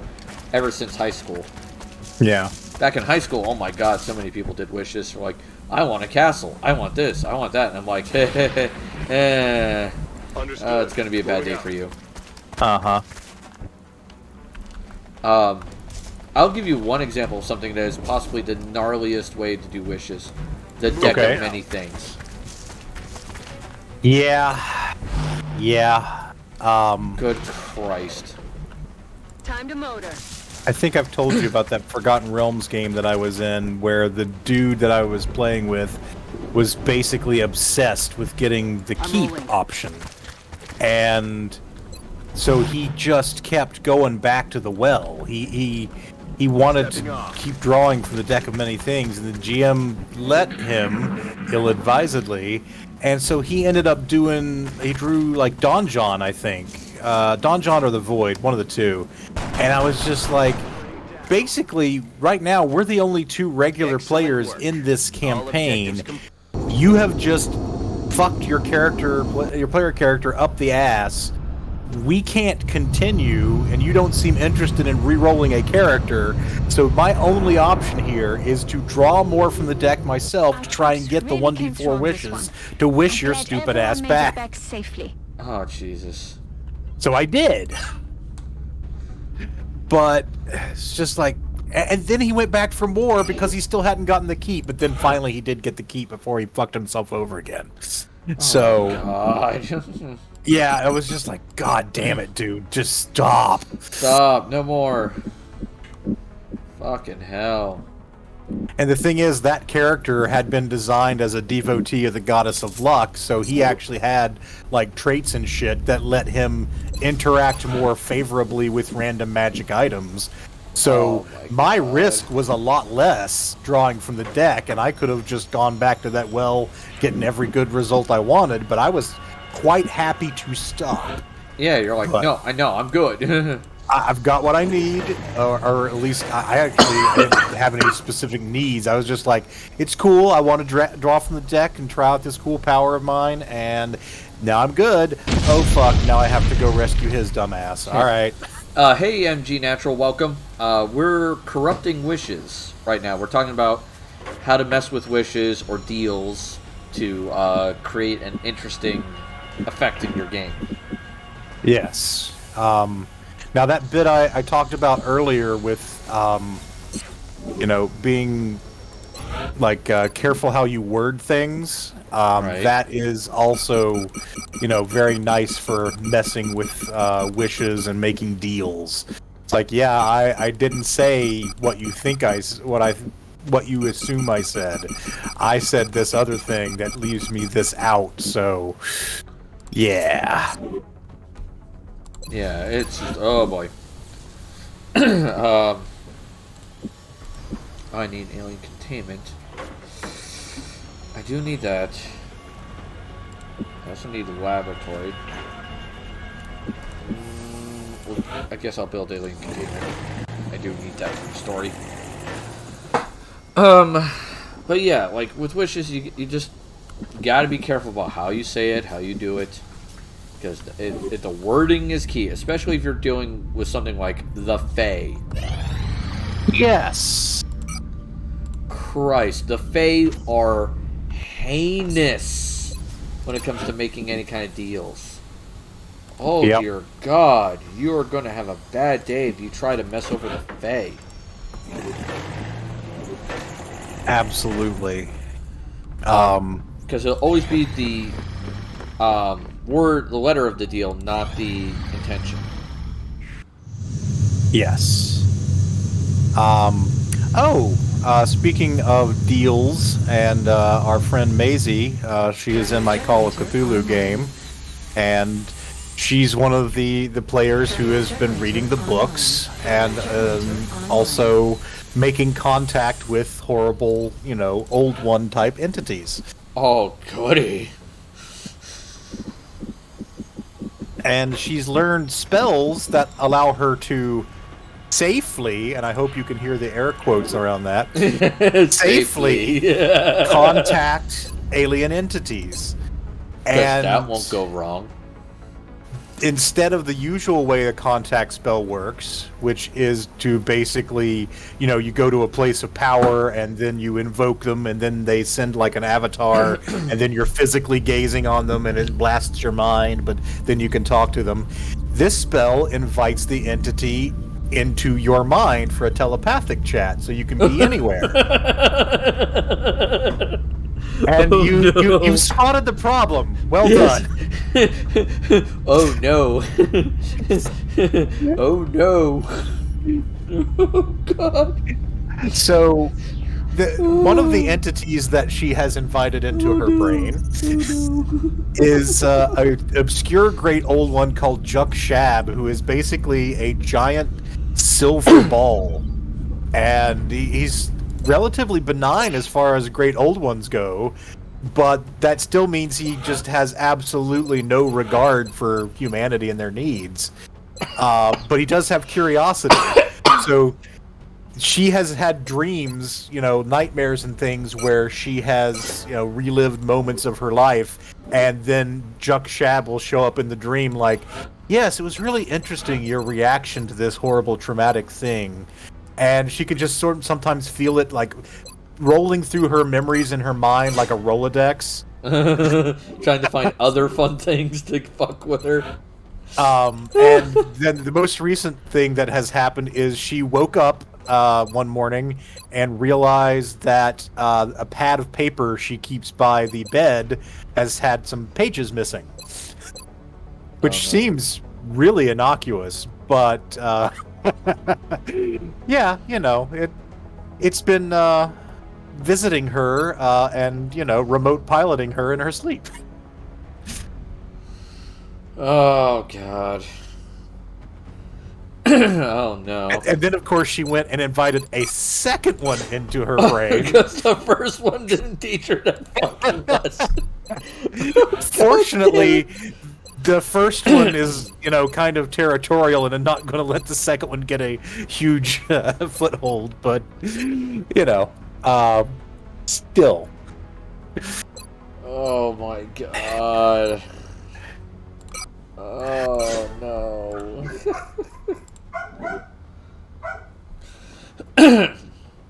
I once played a game where we went to the Feywild and had to do a service for the summer court to get what we want. We went to the winter court and fucked with the stage show, ruining the Queen of Winter's court afternoon. I wish for these two specific notebooks to always be identical in construction and written and drawn contents. Okay, how would you mess with that? I mean, I probably would say that the two notebooks then are immediately frozen in a way that you can never access them again. They're perfectly identical, but inaccessible and unusable. Or, I could make it just simpler and anything you try to do to one notebook fails because the other notebook doesn't already have it. The only way to write anything down would be to try and write it simultaneously in both identically. Because it sounds like the Wish just wants automatic duplication. And just set them both on fire. Yeah, I mean, sure, you could.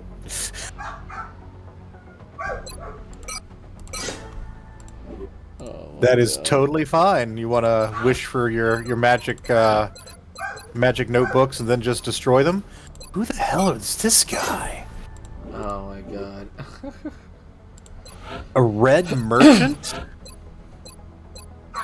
A red merchant? Yeah, it's like the normal merchant that shows up with like the llamas, except he's got different goods. Okay, that's interesting. He sells rope, gunpowder, copper lanterns, bombs, firework stars, TNT. No, I'm saying if you set them on fire, it fulfills the condition of the wish. Sure, it does. It absolutely does. It just, depends on how you want to mess with it. There's usually dozens of good ways to screw with something like that. Oh, yeah. I wonder what the hell a blue bomb does. I'm afraid. Yeah, the trade for it is 40 emeralds and a normal bomb to get a blue bomb. Weapons, dude. I'll go with you because I haven't done this yet. That's fair. That's fair. All right. All right. I think we've corrupted enough wishes. Yeah, I think we can do something else. Yeah. Ooh, I could build a marine fisher now. Introverts and D&D. Oh, nice. All right. Introverts and D&D. Oh boy. What would I have to say about introverts and D&D? Jesus. So, would you describe yourself as an introvert? I don't know if I'm an introvert. I don't know if I would call myself that. Because I do talk to other people. Mm-hmm. The problem I have, though, is... excuse me. Like, I tend to recharge energy when I'm by myself. Yes. So, that's very introverted. Mm-hmm. But, like, I don't mind being around people. It doesn't bother me as much. Sure. I don't know if that labels me as an introvert, extrovert, or what. I mean, you can be a bit of both. That's certainly fine. I'm a stealthy rogue in the corner, drinking my ale and playing a game with my dagger, where you quickly put the tip between your fingers. Classic finger choppy. Yep, finger choppy. I have dealt with introverted players. Yes, and that's what I assume our focus is here, introverted players. Let me add the marine fisher to my list of things to build here right quick. You know, I would describe myself as an introvert. I'm a classic introvert in that, yes, I recharge my batteries by being away from people. But I do enjoy D&D, and it's one of the things where I can be the most extroverted, and I'm not, like, painfully shy or anything, so I don't, like, shrink from D&D. I don't have issues, you know, basically just trying to function in D&D. So I'm less introverted than some. But let me think. I have had players who are more introverted than I, and what I usually try to do is not put pressure on them to be like talking out loud all the time, to be like the center of the party's attention. Encourage them to say things, but don't necessarily expect them to always do so. Because, you know, your classic introvert is going to have their moments, and then sometimes they're just going to need to kind of pull back.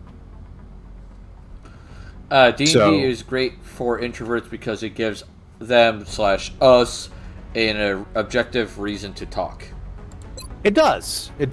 And you know, I credit D&D with being one of the reasons I've become more outgoing to the extent that I have. Yeah, I feel like that's fair. But you'll maybe want to be careful with introverts and let them know, hey, you don't need to feel pressure to be like the person who's always doing the talking. You don't need to be the person who's the face of the party. You can be if you want to. And also, one of the things that I think my introverted players get sometimes tied up on is some of my players like to do accents and stuff. That's fine. And then some of my players who are more introverted don't, like, they'll think about doing an accent and then they'll like, no, I can't do that. And it's like, that's fine too. You don't have to. Accents are not necessarily part and parcel of playing a D&D character. Yeah, I would never force anyone to do an accent. That's just dumb. Yeah. Oh, I like to do accents, but I can't keep it up. We're And in that's pursuit. alright. Always turns Australian. Good day, mate. Put another shrimp on the barbie. Classic. Contact lost. Oh, that plane took a bit of a hit. Contact detected. Yeah, and it's okay if you have like an accent for a short while, so that way all the players get to know it. Yeah.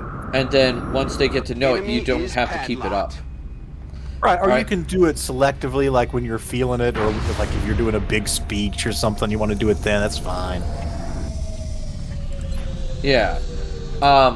Another thing I always want to try to inform people of, and this is kind of important. We are not Critical Role. We are not professional D&D players. We're not professional voice actors. Alright? It's okay if you can't do all these things. Like, good gods. It's fine. Because I've had so many people be like, oh, you know, I'm not a Matt Mercer, or I might not be a, you know, Laura Bailey or whatever. And it's like, I'm not asking you to be. No.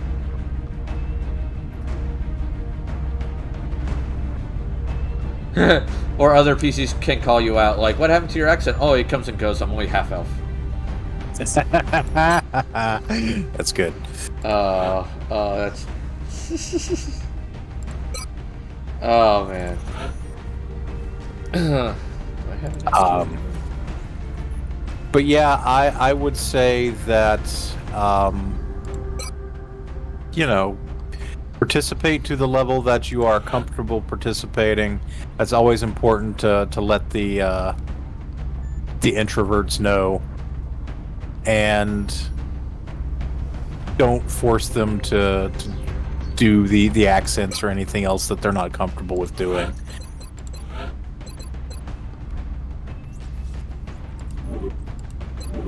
Is this not working?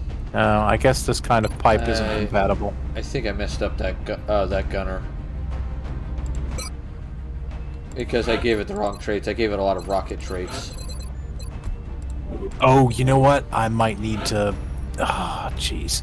The only downside of this pipes mod is I gotta actually make sure it is set to extract. It's not always something I think about. Ah.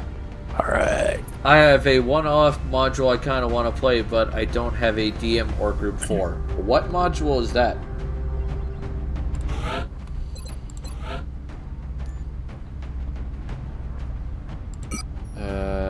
There we go. Go ceramic plating, just to have that extra damage. And because you're the one who carries extra grenades, we'll switch to... where are you? HE grenades. Because I like destroying cover more than that. Scout, we'll keep that in there, but we're changing that to a... let's say assault rifle. Nice and balanced. It came with that herbalist cookbook thing I told you about before.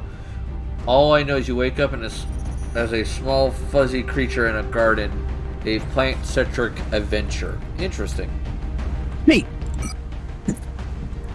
That could definitely be neat. Oh, excuse me. Alright, what's your load? Attack armor, saw... You're my backup medic. Just to have that. Medic! Alright, keeping the tack vest with him. And... scope. I want you to hit your targets more. Actually, no, wait. Laser sight. We'll go with that. Infantry. Alright, you look good.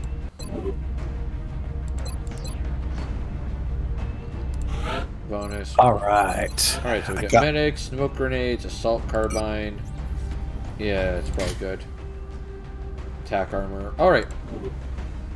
System neutral. Neat. Now what? Sorry. The wandering merchant wandered onto my lava power plant, which basically has open lava, but there's a stone fence around it, so it's like hard to walk onto. You have to try. But he managed to walk onto the lava and burn himself to death. Oh, Jesus. It's like, well, good job. We'll eventually get our server up and going. Yeah. Mission site. Setting down. What else do I want to say? Okay, so with introverts, we kind of like wandered off the topic. It looks like with introverts, you don't want to pressure them, but you do want to encourage them from to any major talk. city centers. Yeah, you should get down there give them and secure the site opportunities. ASAP. Yeah, I've had players in my games before who were introverts, and they sat there the entire time on their phone. Yeah, and it was so aggravating. It was just like, I'm trying to reach halfway to you. You could at least reach back. Clear, Big Sky. We'll monitor those readings from here. Strike 1 is authorized to assault. Lurking while I take care of some things. Hope you have a good stream. Thank you, Paralyzed Player. I appreciate that. Aye, aye, Commander. There's being an introvert and there's being rude. Yeah, the great example I have of someone being rude was the player in question. Oh, excuse me. Was in a 5e public game, and it was at Four Horsemen, and for some reason he was just playing games on his phone the whole time. Okay. And it was like, dude, come on, man. We're all here to, play. That's affirmative. You could at least, I know that it's not focused on you, but you could at least pay somewhat attention. And nothing. Man, that aggravated me. Yeah, I mean, I've played with players who have ADD before, and I tolerate a certain amount of phone use at the table as long as they can dial back in very quickly to the game. Like, it's clear they're not missing things so much as just filling up time to deal with the ADD. But yeah, I have to say that it's super frustrating if someone's using it to be a distraction. Especially like you're in combat and they're waiting for their turn. I understand some people will use their phones and stuff while they're waiting for their turn. That's okay. Roger. There's nothing wrong with that. But I would say that once you get to the part where it becomes their turn and they need someone to recap everything that happened in that round. Yeah, no. That's where I have my issues. I'm like, what the hell were you doing then? Oh yeah. Yeah, I would probably immediately pause the game and go, "Hey, do you actually want to be here? Because it doesn't seem like you do." So yeah. Wizen says AD&D isn't just being an introvert though. This is true. No. But they sometimes have similar issues. What was that? Yeah, I was just saying in terms of the phone thing. I do have one player currently who does have an actual ADD diagnosis, and when she's using the phone, it's not a problem. It's not something that detracts from other people at the table. She's clearly listening enough that she doesn't need to be caught up every turn or anything like that. So I just yeah, that's fine. Yeah, it doesn't become a problem. Now, I will say that I've had a couple of players at my table who've done that. And it is what it is. It sucks. It's annoying, but you try to work around it to the best of your ability. Sometimes you're successful at that. Sometimes not so much. Aye, aye, Commander. Yeah. And yeah, I have a friend who uses her phone constantly. Yeah, is paying attention. Yeah, that's okay. We're saying that's fine.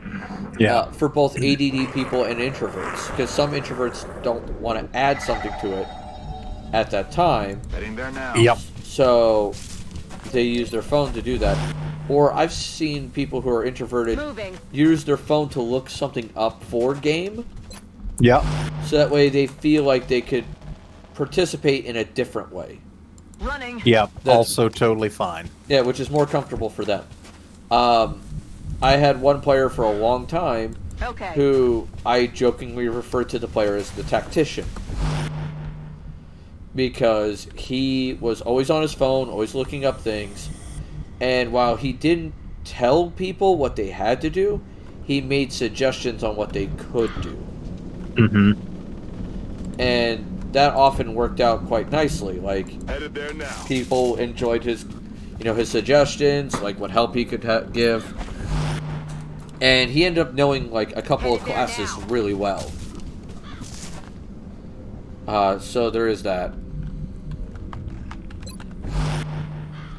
Would I label him as a good player though? Not really, because he had other issues that were unrelated to his introvertness. Mm. There's something out there. So that's just to be, considered. Sure. I'm on the move. What else would I say?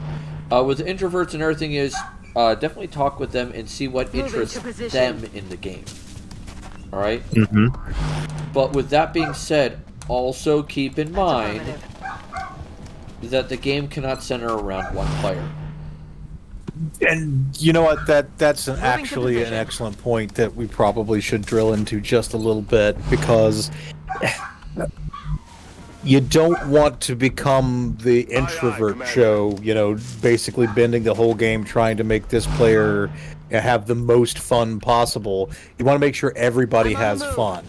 Yeah. And you want to take the introvert into account, but you also want to let the extrovert get some time. You got to keep the extrovert from like trampling all over everybody and becoming, spotlight hog. But, you can't just be like always shutting them down. Yeah, there's levels that you have to take into mind when you have introverts in your group. On the move. And yeah, they're going to take a little extra With work. what we've seen so far, it was only natural to assume the aliens would have something How do I put specialized it? towards frontline combat. You're going to have to put some extra work in place. That unit. I don't envy anyone who's How to do I go up put it? against that thing. My brain keeps blanking out on how I want to say this. You're going to have to put extra work in to make the player feel welcome, but you don't want to put so much work into it that it takes away from the game. Right. I was trying to think how to, I wanted to word that. It's like, brain, come on. Well, I mean, one of the Dungeon Master's primary duties is balancing things between the players so that everybody gets to have fun. Yeah. And that includes balancing the spotlight and, giving people opportunities to do what they think is fun. Hey, 2x2 Ministries, I'm doing fine. I hope you're doing great. Welcome. On the move. I'm trying to think how I want to put this. There's a lot of Moving to things, position. things you have to juggle as a DM. Mm-hmm. And that makes things sometimes entertaining, but also kind of a pain. Yep. That's the one thing, a lot of people don't realize is, you gotta really be careful. Because if you're not, you could screw over someone really badly. Yeah. Now, I think I do a pretty good job balancing my players. My more introverted ones, if they haven't talked in a while, I'll kind of specifically call them out in the sense that I'll go, okay, well, I haven't heard from you in a while. What do you think about this situation? What is your character doing? That's a good way to give them something they can directly respond to start feeling more involved without them having to just, try to interject. I know that I have a problem sometimes if people are talking. I was raised in a household where you do not interrupt, and I was an only child. But all my friends who were raised in multi-kid households, interrupt all the fucking time, and it pisses me off. So I have, yeah. As someone from a multi-kid household, I apologize. No, it's just difference in how people are raised, and honestly, depending on the context, I'm kind of used to it. But like, there have been points at times when I'm like trying to start a sentence, and I'll get 2 seconds in, and someone will talk, and then there's another pause, and I try to start again, and then someone will talk, and it's just like, God damn it.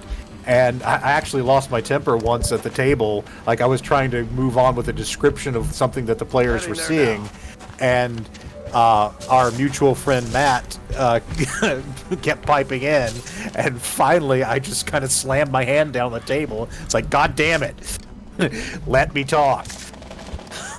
Yeah, and another problem with some introverts is weird pausing.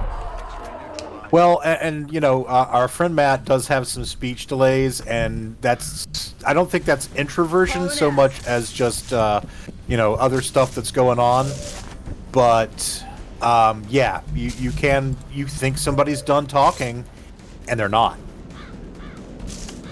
Yeah, it's just like, oh, come on, man. So yeah, you start to go on your thing, and it's like, oh, you weren't done. And yeah, it can be frustrating. Now, I've got some people at my table who are good about, like, if they want to say something, they'll raise their hand.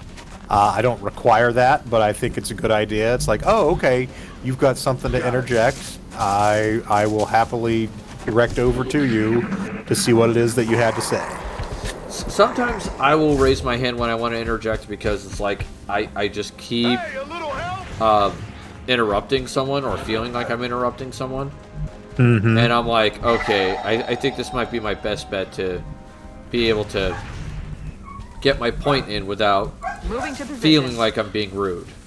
Right. So it's just like, goddamn. That's what we're looking for.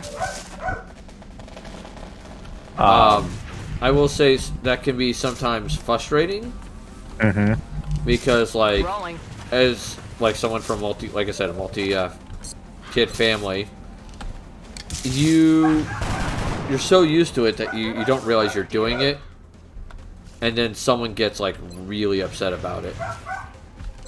Yeah, and like I said, if you were raised in a multi-kid family, you had to learn to do that, or else you might not ever get a word in edgewise. But in my family, when it was just like 2 parents and a kid, it's like, okay, one of us talks at a time, and that is how it just works. So, you know, you'll notice whenever I hear somebody start talking, I tend to be quiet. And if I have to do that too many times in a row, it's like, we're getting ready to move past the part of the conversation that I wanted to respond to. Now I'm getting frustrated. I want to get what I needed to say in there.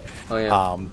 So I try to recognize that frustration in other people, and introverts or not, to just basically say, oh, I need to call on this person so we can, you know, give them a chance to talk. Wizen, that is correct. That was some Final Fantasy 14 percentage BS there. I'd like to welcome you to XCOM, where you could have a 99 to 100% chance to hit and still miss. But you could also have a 20% chance to hit and get a critical hit. Where everything's made up and the hit rates don't matter. Yep. Running. Alright, so you got that. Moving to position. Yeah, if you ever want to get an idea how bad XCOM can get sometimes, look up XCOM's Murphy's Log. I own this game, it's in my backlog. Yes, this is the Long War mod for the game. It fixes some problems with the game and creates whole new ones. Roger that. Like, good Christ, you got some horrible things that go on in this game. I think I own a couple of the XCOM more recent games, but I own all the classic games. I have all the classics. I have XCOM 1 and 2. I don't have Chimera Squad, and I don't have the Bureau. Now, the classic XCOM games were my jam back in the day. Then you would like Long War, because Long War goes more towards the classic XCOM. Okay. Heading there now. It has some of the simplification stuff in it because it's part of the base game. Right. But the mod changes how the game behaves in just enough to, how do I want to put it? Make it so that it feels more like the classic. That's what we're looking for. Oh, hi guys. Oh. I'm rolling. Alright, so collect that. Goods. 24 meld has been collected. Other fun things you can do with your introverts is give them a plot point, but don't make the whole plot around them. Give them moments to shine. Yep. And let them know ahead of time that you're doing that. Sure. Because then they'll be like, oh, this is my moment to shine. I'm like, yes, this is your moment to shine. Now you know. And that's important. Because, yeah. Oh, sorry, go ahead. I was just going to say, you're right, because a lot of introverts will feel like, oh, I don't want to step on anybody else, and so they won't try to do anything. But if you say, hey, it's your turn, then that might encourage them to, be a little better about it. Yeah, like take the opportunity. The spotlight is yours now. Take it. There is one player I currently have. I'm fairly certain he's in the stream right now, so I want to make this blatantly apparent for him. My dude, there are times where I'm trying to discreetly tell you it's your spotlight time, and you miss it, and it's not your fault. It's not my fault. It's just bad communication. And I'm going to try to be better about finding a way to let you know, hey, I created this puzzle for your character. Like, your character is in mind when I made this puzzle. Because I feel like that would help his kind of character. Yeah. Because he tends to make very intelligent characters, very knowledgeable characters that are all about, figuring things out. And so I try to incorporate puzzles to get that character to be able to do that. Yeah. He's dead. And I'm not always the most successful at getting that information to him. Because I'm not good at communicating sometimes. Like, I definitely need to work on it. It's one of the reasons why I'm streaming, is so that way I can improve my social skills. Affirmative. Moving out. And, he's also not particularly stellar at picking up subtlety, so at least that's what it seems like. I may be wrong. I may be reading the whole situation wrong, for all I know. Subtlety can be hard. Yeah. I'm gonna reload my sniper and get my people up here. I'm gonna see if I can't collect that meld and then invade the ship. And hopefully that'll be the last of what I need to take care of. Oh, fuck me. Oh, fuck me. Oh no, in this case, you see squiddies? Uh-huh. Those can stealth, and then they only will appear when they're latching onto someone and choking them to death. And they tend to like to go after targets that are by themselves. Oh, mine was more of, I came back to the Nether to look for more ancient debris. I looked up, and there was weird formations in the roof. I'm like, oh my god, that's the underside of 2 pieces of ancient debris right above me. So, just good luck. And you... Oh, it's not dead. Shit. What do I got? 82. Can I move over here then? Headed there now. 82, 82. I need to kill at least one of these. There we go, thank God. Out of firepower over here. Yeah, you're out of firepower. That's okay. We get it. Time to motor. I need to get you at least somewhat in range of everybody else, or this is going to end badly.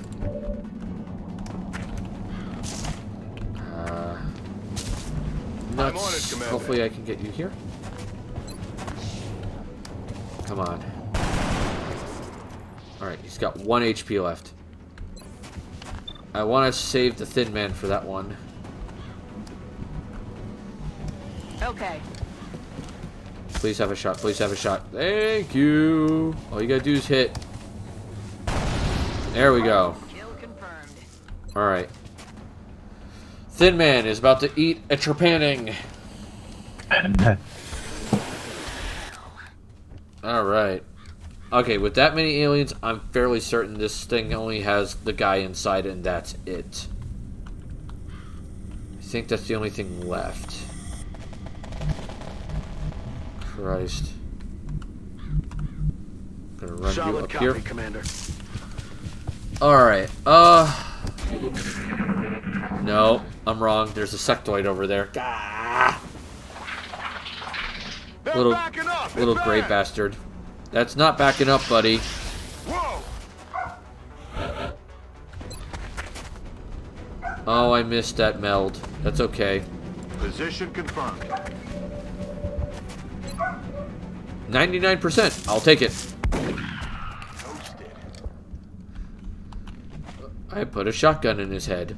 Let's do this. Other things you can do for introverts. Find out what interests them, not just about the game. 10-4. Find out, like, what media they like, what stories they enjoy listening to or watching.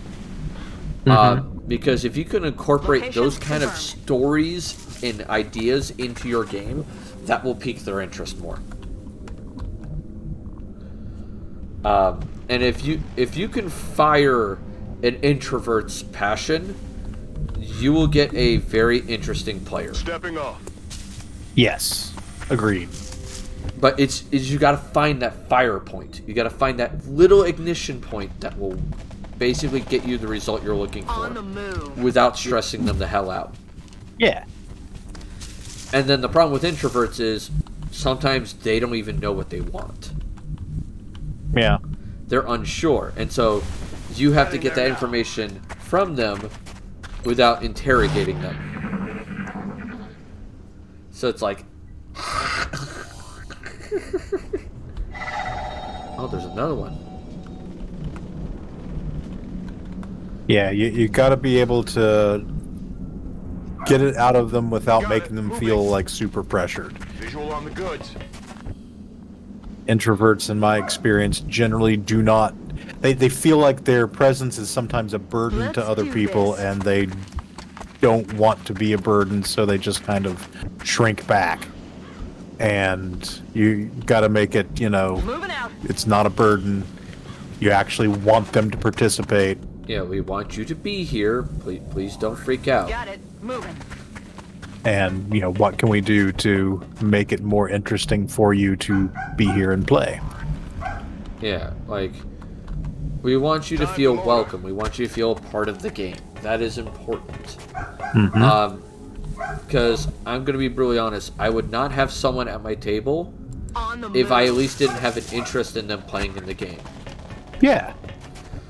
Now, sometimes I come to regret that decision later.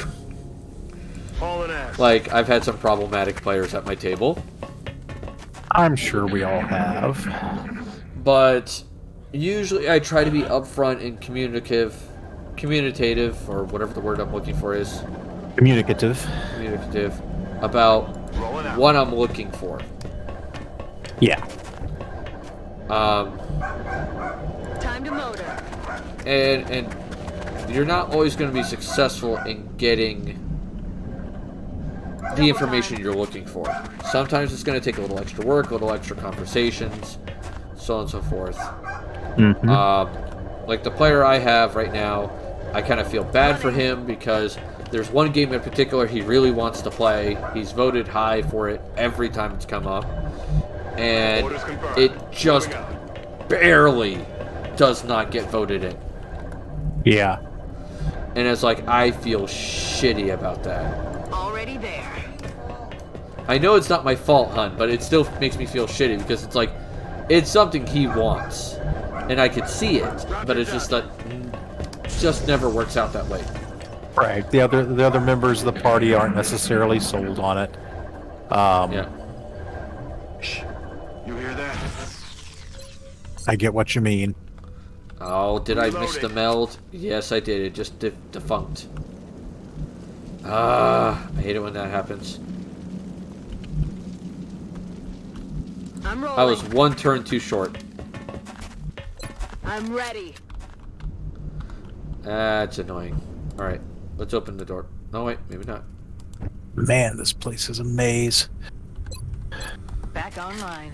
Let's just do a massive reload real quick. We're green to go. Alright, you, Overwatch. You come here. Get it done. You keep saying miss the meld. What does that mean? Alright, so there is a substance in this game called meld. It is part of the DLC for the game. And what it allows you to do is one of two things. You can either genetically modify your soldiers with it, which means you can make them jump up and down. Like you can make them jump up like multiple stories. They can get chameleon skin and turn invisible. All kinds of neat little genetic tricks they learn. Or you can spend the meld to cut off their arms, cut off their legs, put them in a big giant robot suit, and say, "Hi, I have a chain gun. Let's go." Squidgy, yep. Squidgy's the one I was talking about. I was trying not to use his name, but he brought it up. He goes, "I'm excited about the next one. Love the character I created. May not be the specific storyline I want, but we'll probably get there eventually." Dude, I feel the same way about the aquatic game. I want to play the aquatic game one day, but it just, I'm not going to force players to play it if they're not going to have fun. So that's why it's like, if everybody's down for the idea, then I'll play it. But otherwise, it'll happen when it happens. I mean, there's not really much I can do about it. Huh. On my way. I found a blue bomb. Okay. I guess maybe I will find out what it does. What was that, hon? Nothing. No, what did you say? I missed it. I had the headset on. I was being obnoxious. What was the obnoxious comment? It's fun to watch you get pissed. Heading out. She says it's fun to watch me get pissy about it. Like, I don't even get pissy. I just more feel like, what's the word I'm looking for? Frustrated? Yeah, frustrated or disappointed. Yeah. Because it's like, I really like this idea. I want to see it happen, but I like, maybe it's just not the thing. It's not going to end up happening. And I was like, okay, it'll happen one day. Got him. We nailed it, Commander. There we go. Alright. So we killed we raided the alien thing. Not a single casualty among the entire squad. Yep. That takes a solid effort. Wizen. Fun thing is also with Long War, and same with you, Gamera. Mm-hmm. When you finish the mission in the base game, your guys just recovered from injuries. That's all the only thing you had to worry about. So they never got shot. You never had to worry about recovery.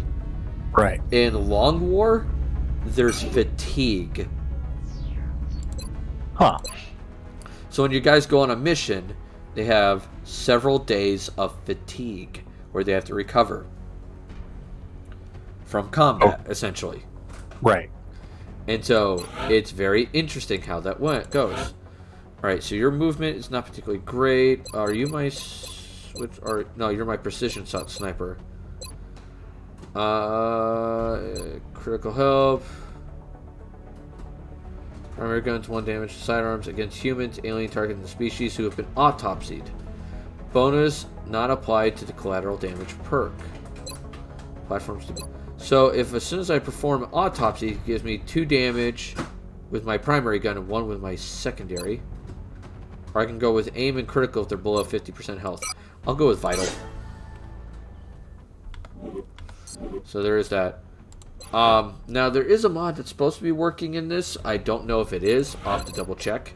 and it's called virtual training, where these guys are supposed to be getting, based on my officers, like X amount of XP a day. I see. So there's that.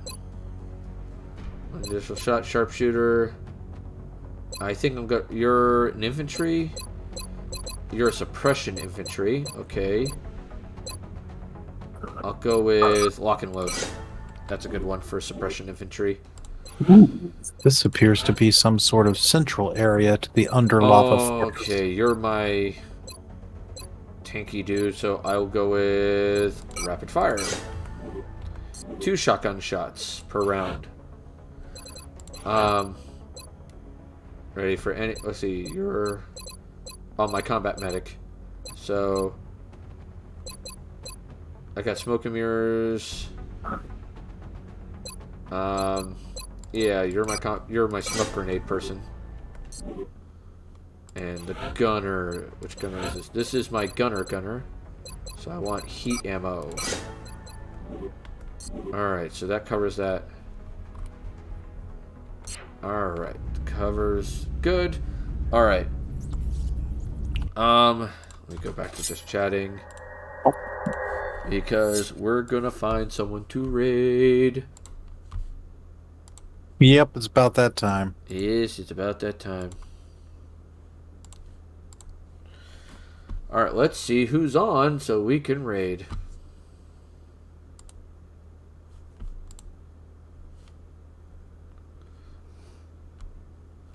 Alright, I'll have to read Squidgy's character when I'm done with this. And I go take a shower. Because I don't want to wake up early tomorrow. Yeah. If I have to wake up in the morning to shower, I have to wake up at 5 in the morning. Ooh. Not a fun time. No, I'm definitely opposed to that.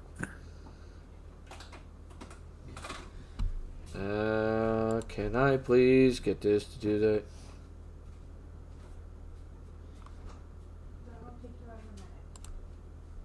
And I also gotta walk the dog too. He's not happy. Actually, we mentioned Blade Advent today. Why don't we actually raid him? Let's see if his VTube avatar's up. Alrighty. There's that. Alright, so with that being said, if you are one of my followers, which most of you are, please use the following raid message. If you are one of my subscribers, please use the following raid message. And don't worry, Wizen, I'm working on rewriting the sub-raid message to be something about the tavern. It's just, I'm not good at that, and I need time to work on it. To, spitball it. It's being workshopped. Yep, he's there. Now, here's the fun thing with Blade Advent stuff. He has a pet named Kama, and there are several channel point redeems that you can do where Kama will do something, where you can give him a treat. He will do the sus, where he'll be like, what is it? Among Us sound. Okay. And he'll look up and down at like chat options and be like, sus. It's cute as hell. Yeah. The 50.1 will make him dance around. He'll yeah and start dancing. But this is a great example of someone with a PNG VTuber. Okay. So like, Wizen just subscribed again. Thank you, buddy. I appreciate it. All right, woo. Oh, he's 5 months old. All right, let's see if this thing will let me raid, or if I'm gonna have to.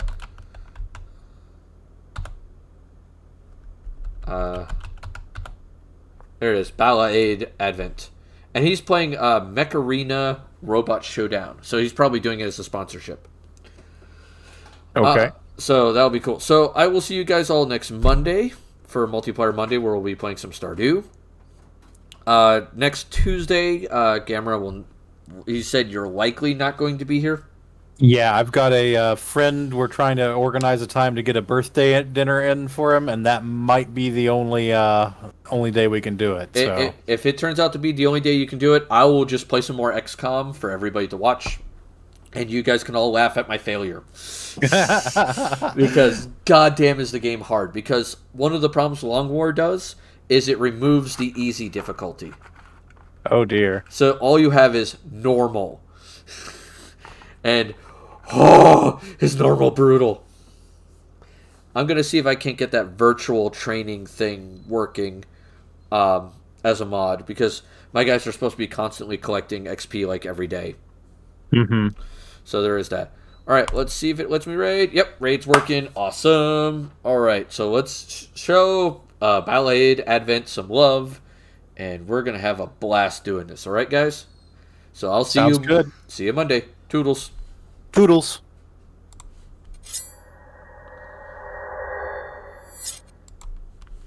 Went down to 6.